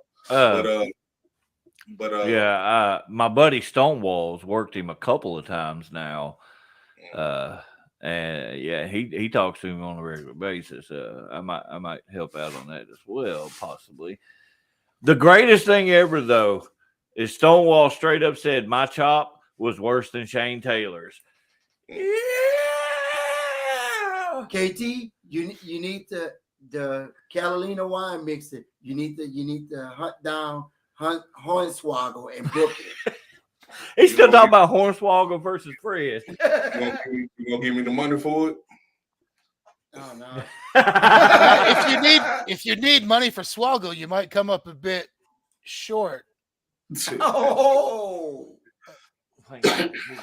Oh yeah, I remember seeing that. I watched the one where we interviewed Will Blackwell, and I heard him talking about that. Oh Lord, I lost my whole train of thought. Freaking Fred. No, I was just talking about I don't know how much he charged, like 900. You gonna give me the money? Like all right, so I'm not making it no secret that I'm the one that's booking the wine. I'm not making it no secret. Oh, but everything that's going on is coming 100% out of my pocket. Paying all the talent, the building, expenses, having to rent a ring. Oh, okay, I got you. Rent a ring. All of that is coming out of my pocket. And yeah. So I told you, dude, you just gotta pay me in Buffalo Wild Wings. Hey man. I gotta find you a match. So this is the thing. I'll put it out there. I don't care. I gotta find a match for you, and then you know how Gaston is. Yeah, I do. And every time I say, man, what about this person? Well, you know what, KT? Well, I'll tell you something, KT. I'm not just. I don't get in a bed for less than $60. Yeah, I'm not getting in the ring with just anybody, KT.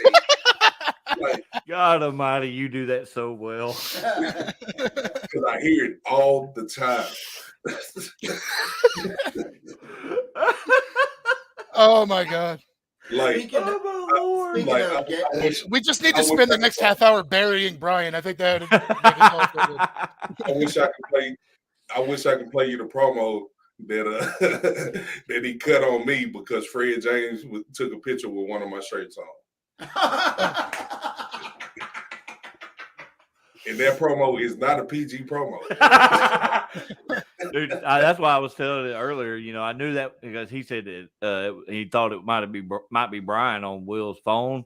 I was like, no, he ain't asked Fred to take his shirt off yet. Legitimately, he wants me to put up build a little house in front of my house so he can be close to Fred. Like, he is obsessed with Fred. He wants to see those Hershey Kisses. And y'all aren't disturbed by this? Oh, very, very. He has not been to my house in a long time. I'll keep him away from the children vibes. I lived with the man. I am unfortunately very used to it. Jaw popped. Ugh. Fred versus any midget wrestler. Garion, here's your time. Dude, every single person, like that, if somebody sees a promo pic of me before they meet me, every time, I thought you'd be taller.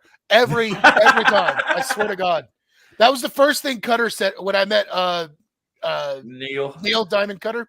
Yeah. That was the first thing he said to me. Oh, dude, I thought you were gonna be like 6 foot tall. I was like, sorry. Well, I thought the same thing about him. And he was like, what, 5'5", if that? And that's all about goes along with the presentation of it, you know. I worked a show up in Dyersburg and did my match and everything like that. I get to the back and Simon from the posse, who's like freaking 6'6" or something like that. He walks back there and then stops and looks down at me, and he's like, "Dude, I thought you were bigger." It's not the first time you've heard that. Oh, sorry. Hey, and it's weird coming from Simon because Simon, when he talks, like he doesn't project. So like, hey man, I thought you talked, man. Oh yeah, most definitely. That's how he talk. So how is it, KT, of meeting the posse? Are they good guys? Yeah, they cool people, man. Okay. Didn't you meet them? No, I didn't get a chance to meet them. Like all honesty, out of everybody that I've had a chance to meet, and I'm not talking celebrities, but everybody I got a chance to share a locker room with, it's only been a couple of people that I wanted to put my foot through their face. Trust me, I understand. But for the most part, a lot of people been real cool, real respectful. Like we joke, not really joking all the time, but even coming in and training, man, nothing against nobody, but it was certain jokes that was being played on other people that I let it be known from the jump, like I'm not going for that, and nobody ever crossed that line with me. And it's not coming from a sense of trying to say, oh, I'm this big bad MF or nothing like that. No, it's just being honest. Setting your boundaries, being honest, and letting it be known, like, hey man, like you're not gonna play with me, especially when it come down to my money. Like this is still a business. Yeah, this is a business that I hate to say it, in a lot of situations we get paid very little to tear our bodies up about. So people get paid. And speaking of paying, start selling merch. Start selling merch. I got online stores. I ain't got the money to buy it and sell it at a show right now. Yeah, I got online stores. I've been sharing them and stuff. I've just got excuses. I need to get my ass on that stuff because I feel like Tiers #1 has got some legs as far as like merch goes. So I need to get something whipped up. Man, I'm not gonna lie. Since I started selling merch, like I've been okay. I just bought a house, so that should tell you something. Right. I'll have my house paid off in like 4 or 5 years. So, and then I'll need money to put back to build a new house because this thing is old. I just broke into someone's basement, and that's where I'm at right now, actually. So staying there, the man in the iron mask. Hey, appreciate that, man. Yeah, I never thought Gary and Tier could be a good guy in any sense of the fashion. That caught me off guard too. You're as surprised as I am. It was spur of the moment, and I just kind of barely tweaked the Tiers #1 thing to be a babyface, and it worked. Even the last show where I got my brain scrambled. So Gary, you gonna charge people $25 for your shirt? Fred wants one for free. No, I don't want one for free. 4,000. That's supposed to be a dig free. I told you 25. I told you 25. I charged you 20. So I gave you this. I didn't put your name out there. Hey, I don't want to hear that because you would gladly hop online, order one of the $50 mystery boxes to get a Joey Ryan shirt from 2013. I don't want to hear that.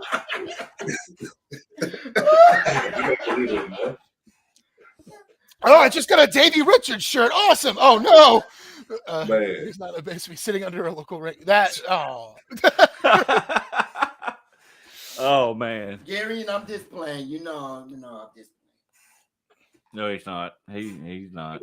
And KT, you too, KT. No, he's not. Yeah, I agree. As long as you don't feed me a sandwich, we're good. We're not going to bring up the New Orleans story because everybody mean Bug Fred.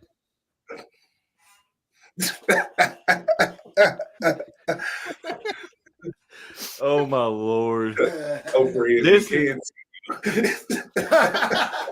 This has been a very interesting episode, to say the least. Yeah, y'all almost killed me on camera. Camera? Okay, so here's a random bit since we've all done both now. Do you prefer working heel or baby? Ooh. Who you want to answer there first? Yeah. You go ahead and go first. Go ahead, KT. Yeah. So I'm always in a weird position. because everywhere I go, they book me heel, and then I do something in the middle of the match, and I'm baby. And then it's always like, shut up, old lady. And then, well, I want to give you a hug. And I'm like, come on, you old man. So it's like I'm always in a weird situation. Like, I remember when we was getting started at ASWF, I remember that was a big conversation. Like, should he be heel? Should he be face? And then I just came out and, I mean, you was in the match. You saw what happened. Yep. And then in Memphis, they had me heel for like a good 6 months. And then it was like the crowd just got behind me to where it was organic. Before I even got a chance to say anything on the mic. So, and that goes on with what I told you when you first started, man. You know, I knew you were going to do some good things because with a guy your size that can move the way you do, so like that, you're an attraction, and people are going to get behind it. Similar to like a big gimmick, you know, like somebody that's got a really cool gimmick, whether they're good guy or bad guy or whatever. The crowd is going to get behind you one way or the other, you know. And now that it's the catchphrase thing going on, and I don't want to say the 100% heel or 100% baby aspect, but kind of like the anti-hero thing in a sense. Yeah. To where like literally right now, I just had a conversation with somebody, and I was like, what's about to happen is I got to start channeling Austin from like 95 and 96. Yeah, and it would work, you know, just less beer drinking. But there's gonna be a whole bunch of hamburger eating. Burger King. Oh, all that freaking burgers, man. They don't season their beef. Oh. Why you have to tell me that? Now I'm not gonna eat Burger King now. But I like either or when I'm working. So working face. So you got some people who when they're heels, they get so far over as heels to where when they transition to work face, they don't have to change anything. Yeah. And not saying that's what I'm doing or I have the capability of doing it, but like I've literally changed nothing as far as what I do in the ring. As far as how I cut people off, the moves that I'm doing. Of course, when I'm working here, I'm a little bit more vicious. But it's more about the intent than the move itself. Yep, but I'm literally changing nothing opposed to who is somebody. Oh, that's what you can go back and look at my stuff from like 5-6 years ago, and I'm literally doing the same damn moves I always did, you know. Just it's more the intent behind it. Like the best example I can think of right now is think Rob Van Dam when he was still in ECW but was getting the looks on Raw. Where he was coming in and he was heel, but he was still their beloved heel in ECW to where it just flipped and he was no longer heel. Like they really just stopped pushing him as a heel altogether. They were just booking him in matches. But on the flip side, same with Yoshihiro Tajiri. Tajiri was a monster heel in ECW to the point to where when they finally gave him a match on WWE and paired him with Regal, that was the perfect pairing. I just hate that they acted like what he did in ECW didn't exist. Because right. But when he got in the ring and started doing everything that he's known for, and the crowd was already behind it, it was like, oh, now we're in the hole because we got to push this guy. So the heel face dynamic is always really, really good and really, really bad, or it's like right in a perfect groove with me. Yeah. So saying that's you, what. David? Do what? Oh, I was just saying, what about you, David? Your preference?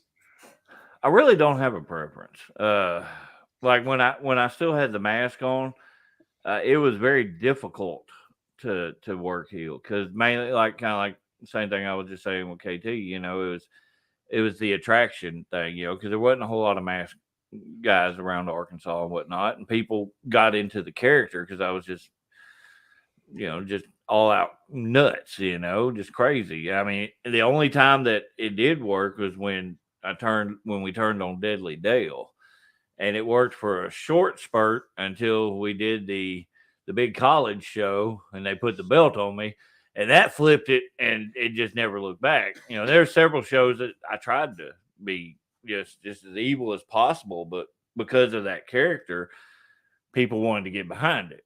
That's why the mask ended up leaving, because I knew there was no way for me. I had to open up some diversity for myself.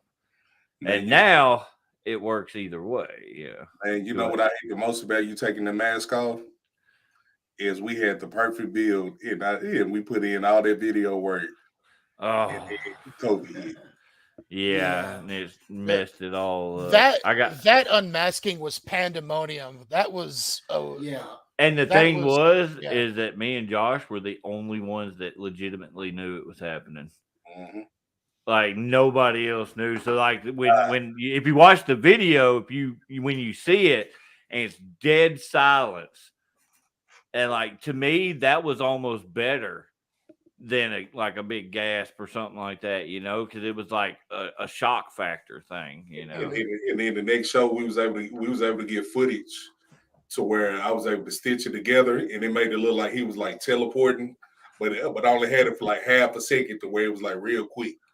But man, the promo stuff that we was doing for this show, man, like we made sure to try to go the extra mile for it, and then COVID. Yeah, that screwed a lot of stuff up for a lot of people. But I remember when it happened too, because there was people from other shows that just heard about it like the next day, message after message after message after message. Dude, did this actually happen? Yeah, it actually happened. But I feel like I said, it opened me up to a lot more options, a lot more opportunity, especially recently, doing this whole cult type thing I got going on. I don't think it would have worked as well with the mask to the style that I'm doing it.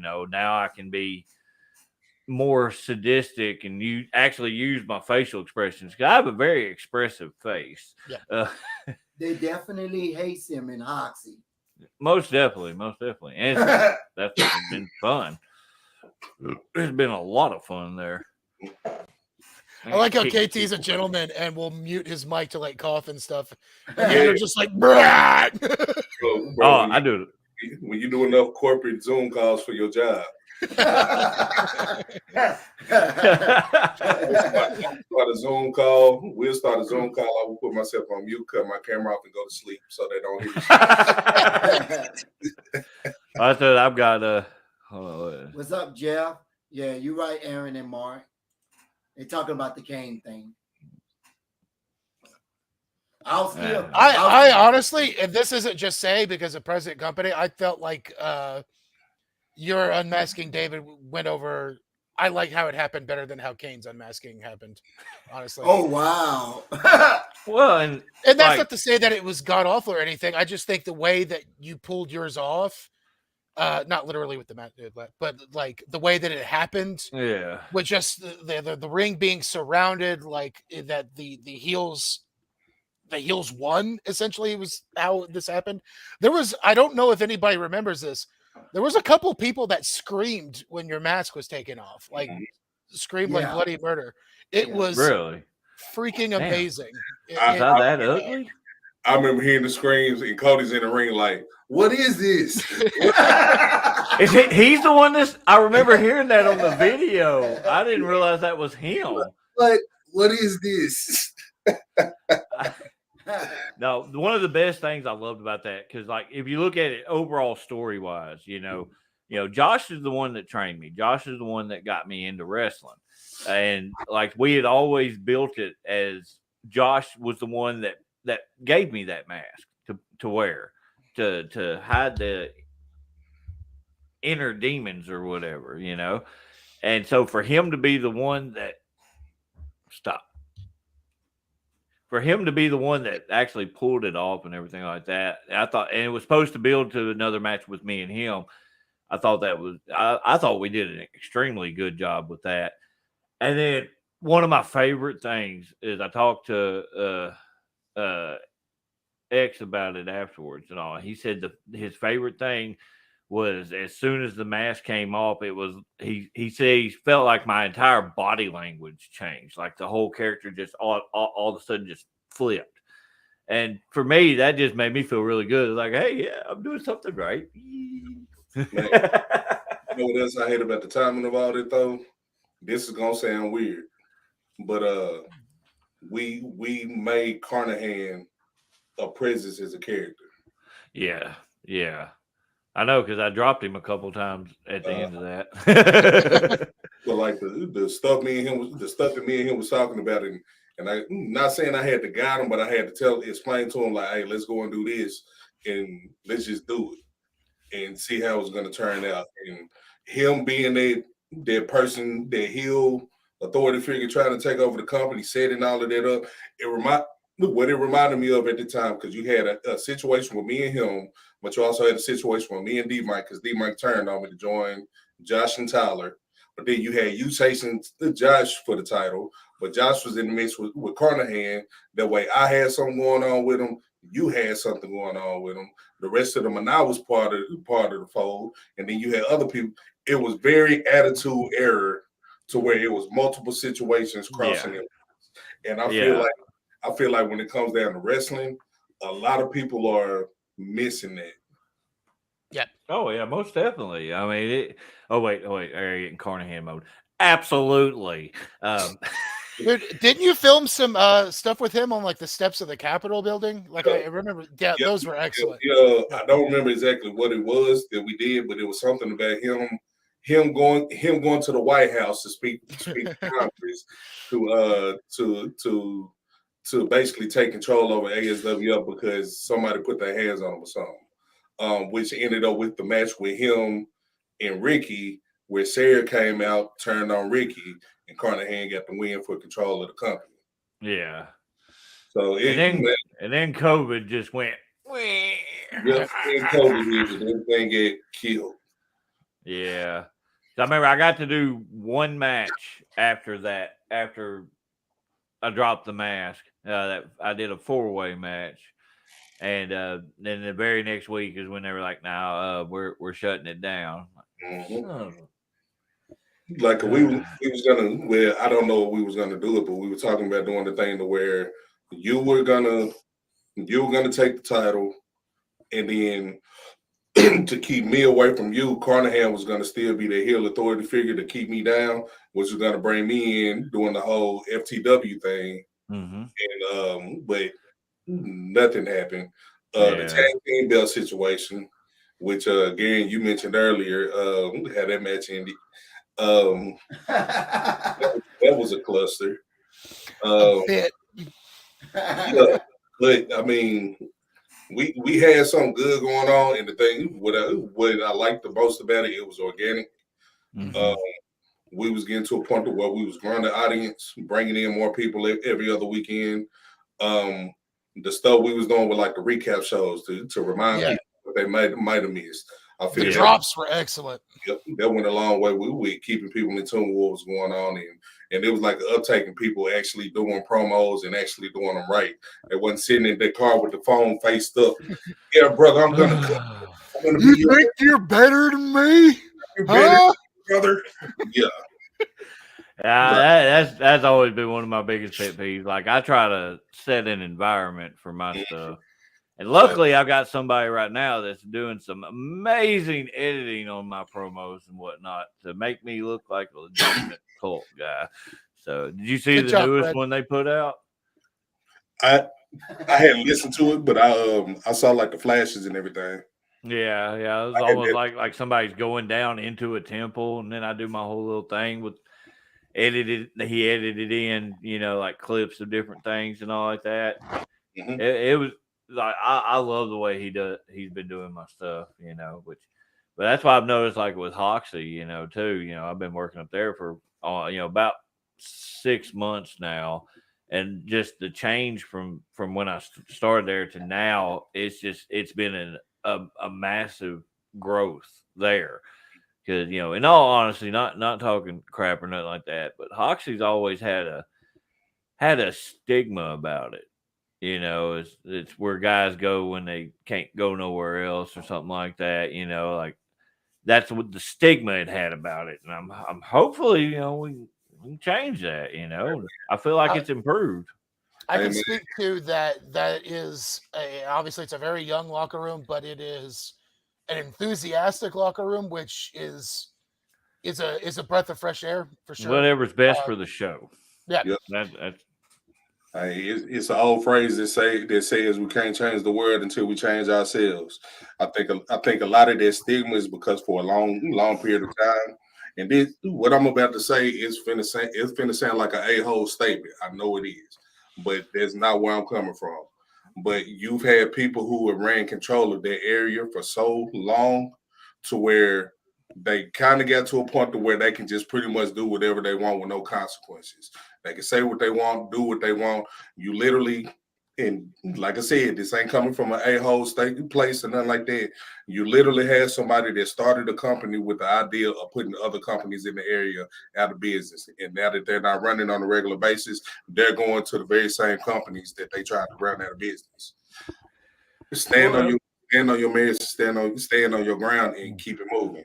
Accept in who you want to accept in, but kill all drama. Don't allow any past beefs or any past situations to pop in and move forward. And if the same stuff pops back up again, don't be afraid to cut ties with some certain people because guess what? We're all replaceable. Yep. I've been trying to get replaced for a while now. They won't do it. Hold on, I gotta send something to Meltzer. K Toomer shoots on Arkansas indie scene. All right. So a little tip on Meltzer, he don't know nothing, and I know somebody. I was told that quickly. What I've enjoyed recently though is there is a lot of in Northeast Arkansas especially. There's a lot of different companies that's going on. What I like though is you're seeing different things at different shows.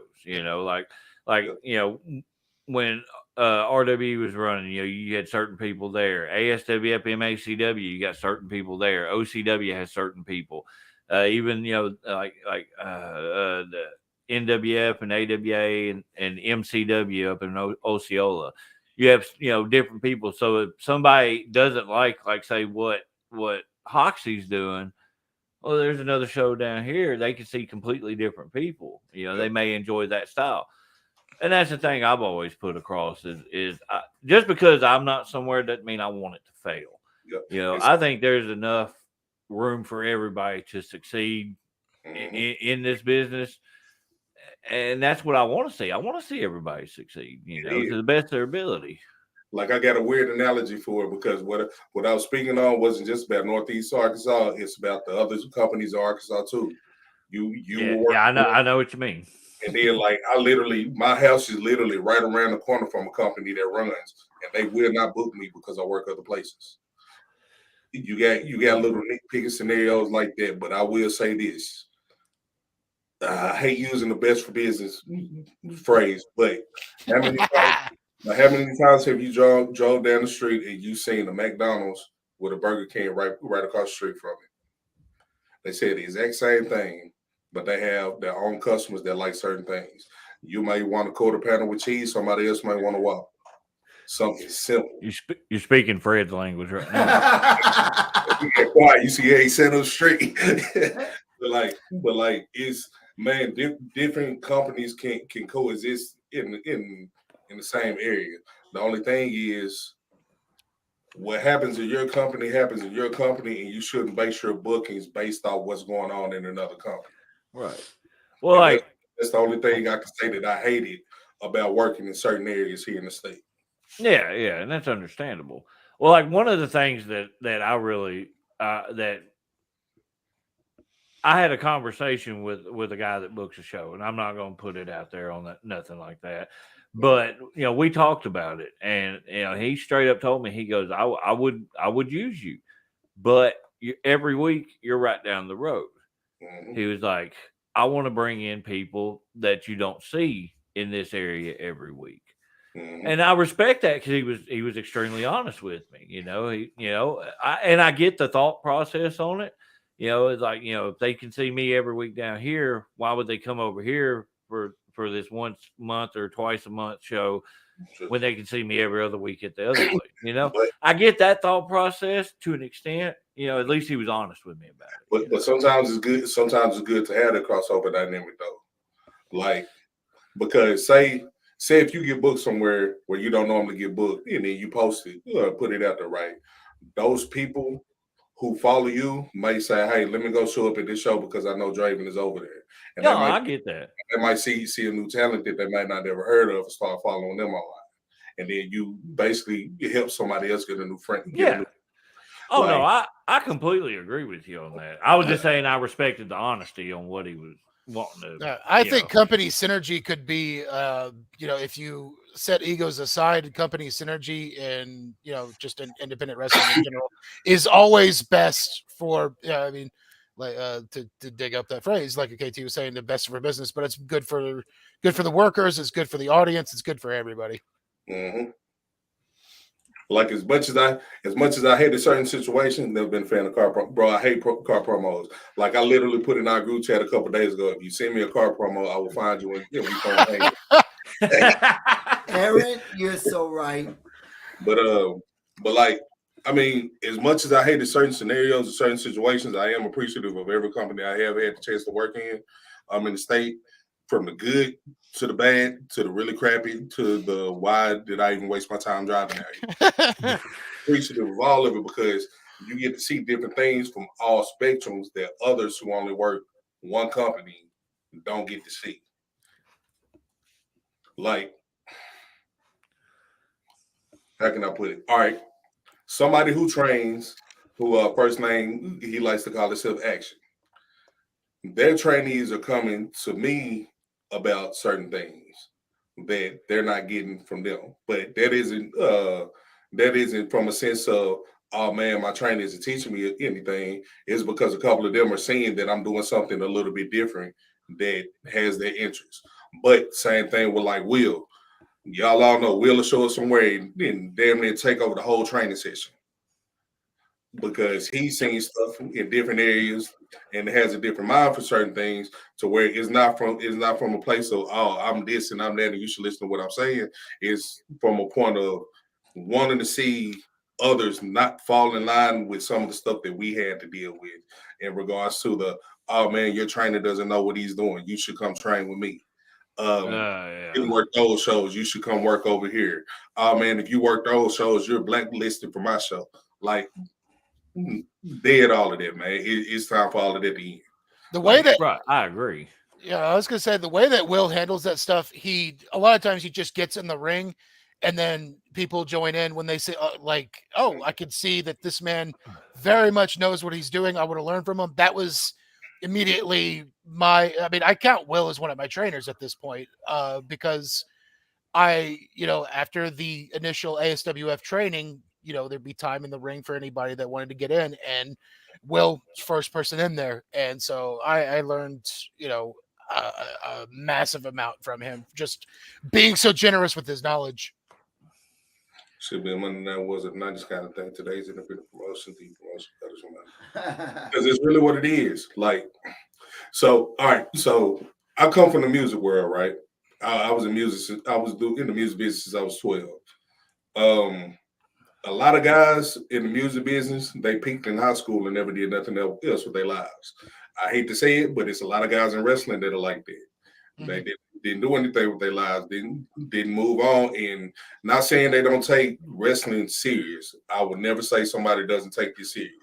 But you got some guys that are content with where they're at, what they're doing, and just being the staple in one. They're staple in the back of their mind. They're bigger than what they think they really are.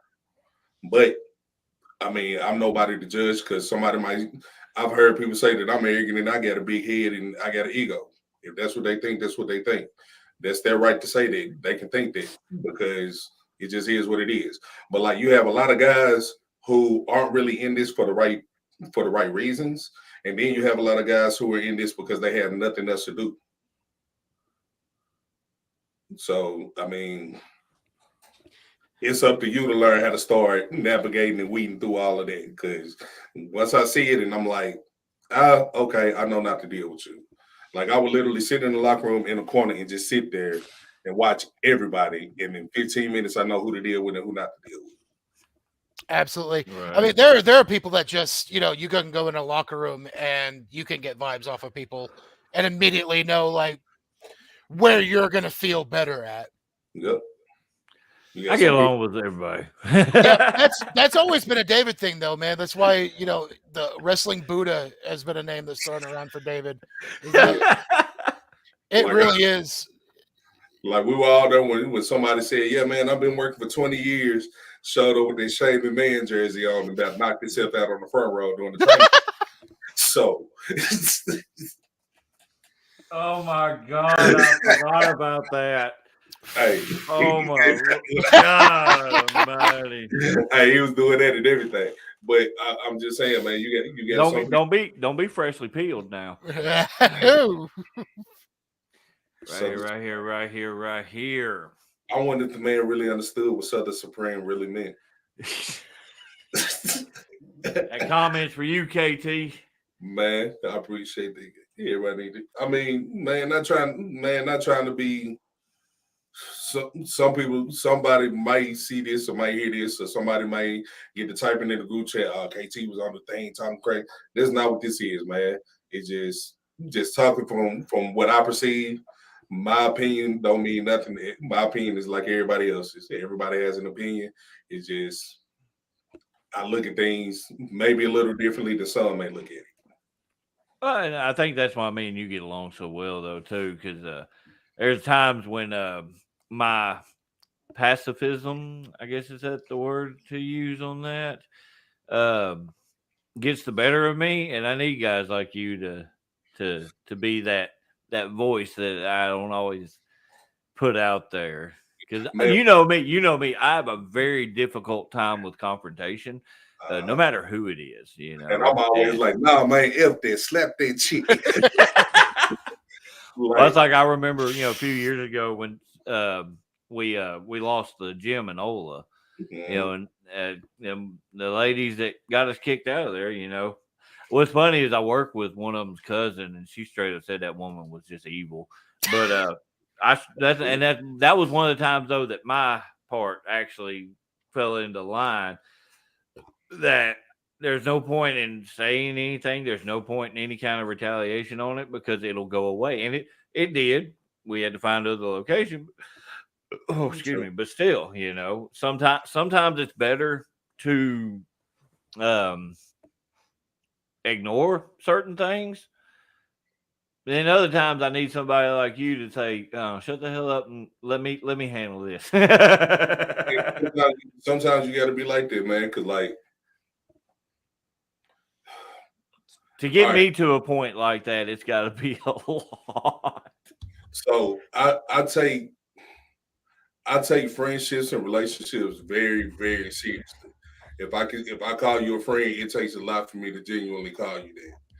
And had a situation to where I'm not gonna go into too much of a backstory on it because I believe certain things still need to be kept behind closed doors. But I was told, hey, we don't want you to come around no more, and I said okay.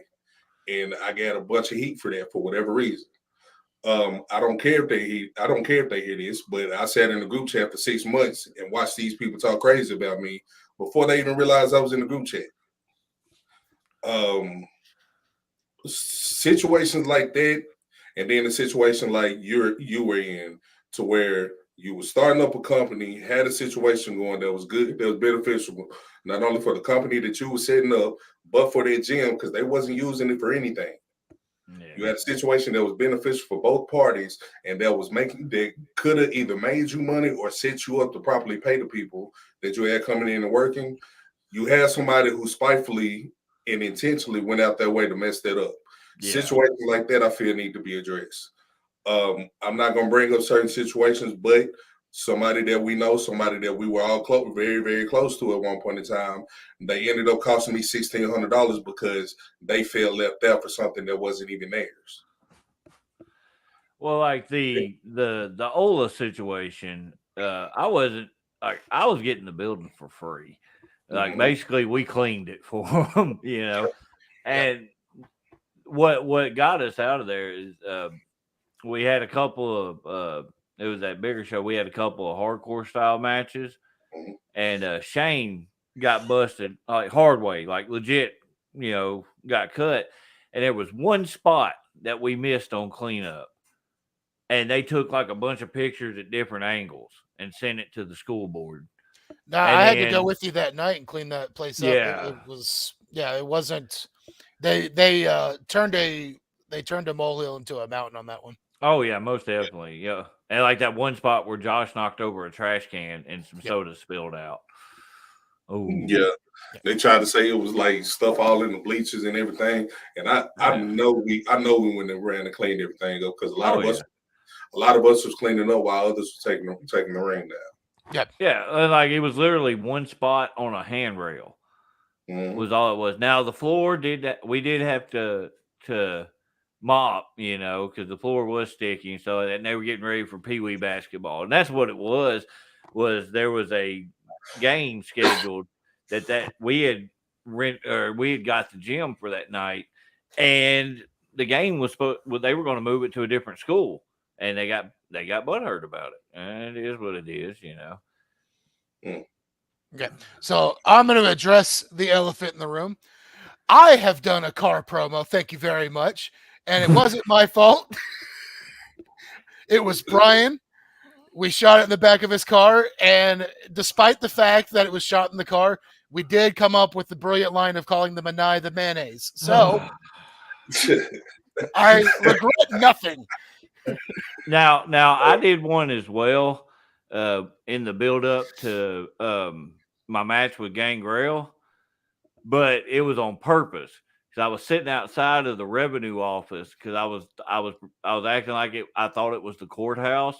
And I was going to go inside to get to make it illegal for vampires to be in Arkansas, and so I did. But that one was on purpose. Though. Yeah, you shot like 5 promos for that, so I mean, yeah, why not? Oh yeah, that was a lot of fun. I love doing promos. I love doing promos. He didn't know he was working Gangrel until we posted that promo. He did not know. Yeah, I didn't know anything about it until the first Gangrel promo popped out, and I'm just like, did this son but just say my name? Give me my phone. What? Like I remember. Yeah, go ahead. But that's what made me so mad about the situation that I'm avoiding really speaking about, because somebody that was close to us at one point in time watched us promote that and push that, because that was something that we specifically did just for you. Because we sat up and watched for a couple of years how, oh man, I'm bringing such in to work you, and then it didn't happen. Yeah. We're gonna do this and bring such in, and it didn't happen. So we set that up specifically for you, and it was really, really expensive. Yeah. And then imagine how that would have went, man. He was already here. We picking him up to tell him, hey man, we can't do the show because we don't have the proper equipment that we need, because he just came up missing. Like, man, those 2-3 days going into this show was hell because of a certain situation. Yeah. And we still pulled it off, made a ton of money, but had to pay a ton of money back out. Didn't he get stuck in Little Rock for a couple of days too because of the airplane? They canceled his flights. Yeah, they changed his flight on him. Oh, so yeah, I know, because he was distracted most of the evening because of that. And guess who covered the hotel rooms for those extra days? Fred. Oh, yeah, sorry. It was Fred fault.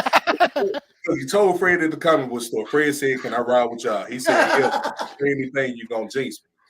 And as soon as Fred got in the car, Fred started talking. And Gabriel said, "Fred, you jinxed me." And as soon as we got to the building, Gangrel said, "They just changed my flight." That was the scariest car ride back for me. Sitting next to him was scary. Oh my God! Hey, but I tell you this, can't blame me. Hey, I tell you this though, man. The whole time he was in the backseat with Fred, he was laughing, having a good time, having a good conversation, man. He really enjoyed his trip out here so much to where everywhere else that I've seen him since then, he's been like, "Hey man, thank y'all for booking me coming down. I really enjoyed it." That's awesome, man. That's awesome. Everything been doing. That's awesome, dude. Yeah, even with the plane thing going on, he was very approachable, and I let him know how much it meant to me specifically, and a lot of the rest of us that he was doing this and specifically wrestling you, David. I just caught up because Guarantee is sponsored by bank. Dude, earlier in the show, all he was doing was showing off the bang drink or whatever. I'm gonna get paid, man. I guess, man. But yeah, Gangrel was real cool, man. Like, being able to talk to some of them guys who've been at that level, like Al Snow was super cool when I got to talk to him. I like Al Snow. Being able to talk to guys who were at that level, who worked the WrestleManias and been in the business in the industry for so long, being able to sit and talk with Tommy Dreamer and have him really break down to me how certain companies go about booking, which are booking and bringing in new talent, which really puts everything into a different perspective. Being able to talk to those guys and see, I don't want to say humble, but how down to earth they are. No egos, super cool. Somebody is Rhino. We know how intense Rhino always been. Soft spoken, yes sir, no sir. Oh man, don't call me that. Call me my real name. I ain't gonna put his real name out, but call me this. You ain't gotta call me that. Don't say sir to me. You this. Like being able to talk to those type of people who've been at that level, who have made the millions of dollars, who got all the knowledge on how the ins and outs of all this stuff work. Like I'm not gonna put his name out there, but somebody who was 7 foot tall that I got to work was like, yeah, man, this is how I run my business, man. I do real estate and Airbnb, man, and this is what you should do if you want to get into it because it's really beneficial. Conversations like that, that when you come home and you run into I don't want to say hometown local guy, but the veteran of the area for the last 30 years who knows the ins and outs of the business for their one company, it's like it make you look at everything different. Like, hey, bro, why are you talking to me? Like, I respect you, but come on, bro, chill out. Yeah. Christopher, that's funny. Yeah, it's Cody, right? Oh, Cody. What's up, Cody? We call him Grayson. Grayson. Oh my God. The Beckham. Or whatever. Well, guys, it is after 10 o'clock. Yeah. And I have to get up early. So we're gonna go ahead and end this. Y'all two hang tight. I'm gonna drop y'all down, but stay on for a second afterwards. So you got it. All right, KT, man, glad you were on here. Oh man, appreciate it, man. Appreciate it. I want talking to you, KT. Anyway. Yeah. Pop, Garion, shut up. Oh. Hey, Fred. Anyway, thank you everybody that watched. This was a fun night, so I'm gonna play this little. It was my open thing, but I'm gonna play this. In a world full of idiots, 2 men stand out among the rest. Those men are part of a special division known as the Special Dummies Unit. These are their stories.